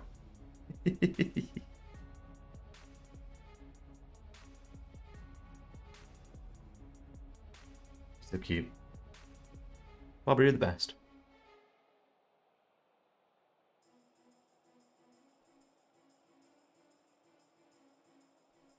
I mean, this is domination. 15 shots to 1, and it's 0-0 at half-time. 16 shots. You're not going behind the screen. Gomez is there. Yes, come on. 7th goal of the season. Beautiful free kick. A beautiful free kick.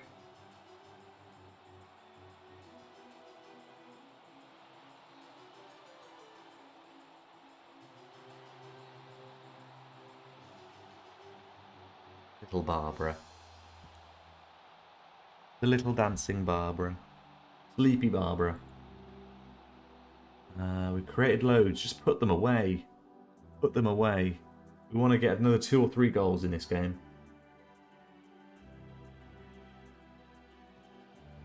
Two or 3 goals minimum. Come on. And we've given the ball away. We want it back? Nope. Oh, he's well open. He's well open. Oh my god. Oh, that is such poor defending. That is so poor. We just gave up. We gave up. Look how open he is here, running through on the right flank. It's what happens when you play the inverted wing backs. So Maras, who's our left back, he should have been here. He was up here attacking. He was over this side attacking. We got caught out. I sense an FMing incoming here. We don't get another goal quickly.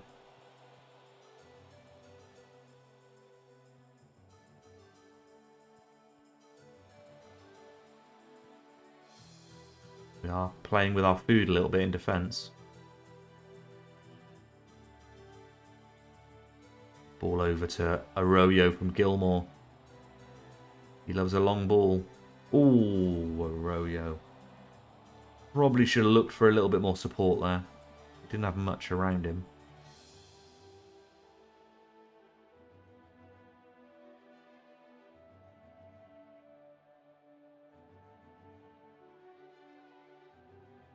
Take Oliver off for Mencinelli.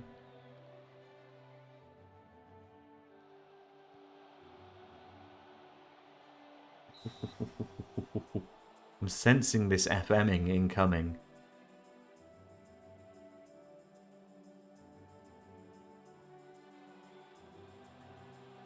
Hello. What are you up to? Are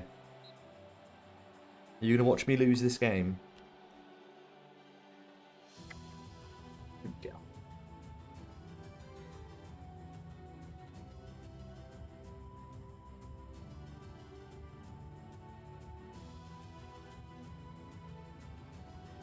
No, you're not interested in it? You're not interested in that?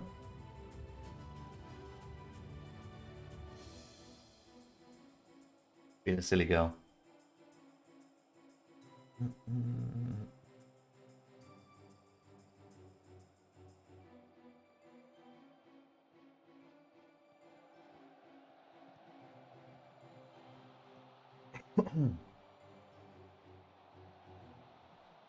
They get a goal back. If they get a winner in this game.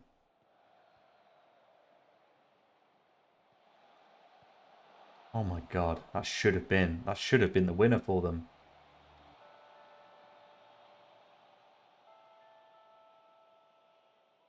What do you reckon, Barbara?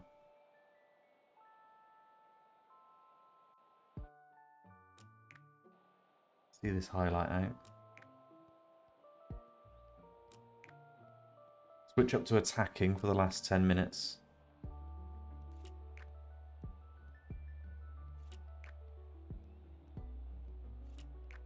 Lovely ball to Cabeza there. Ali's away. He can whip it into the back post. Gomez is there. It's just over the bar. Just over the bar.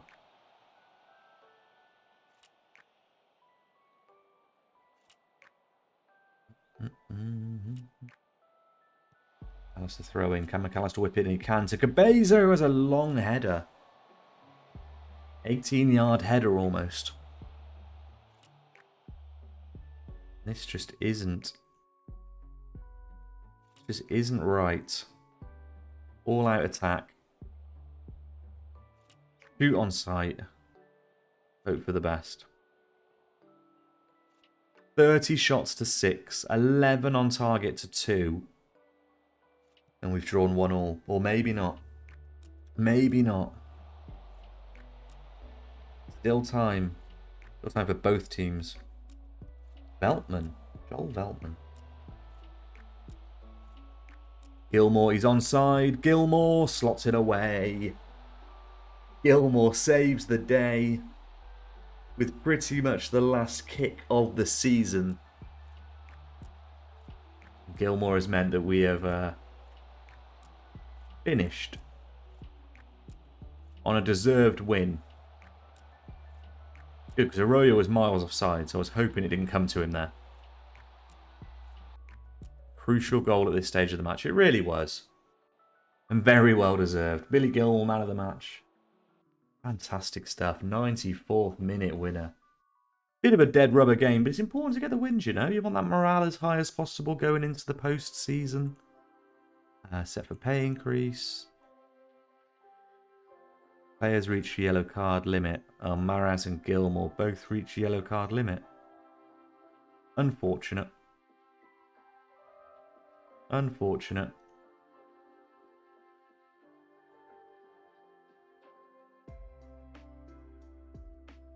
End of season review. Dybala was our top signing. No, Mencinelli was our top signing. 19 million we spent on him, but he was worth every penny. Mahrez was a great signing for 5 million. He was worth every penny as well. Dybala on a free. This is an astute business. Astute business. The board are pleased that we qualified for the Champions League. Lovely. Biggest win, 7-0 match to remember. And goal of the season was Billy Gilmore's in a 3-1 win against Real Madrid. That was actually this stream. Let's have a look. Let's have a look at Gilmore's goal. Goal of the season from Billy Gilmore.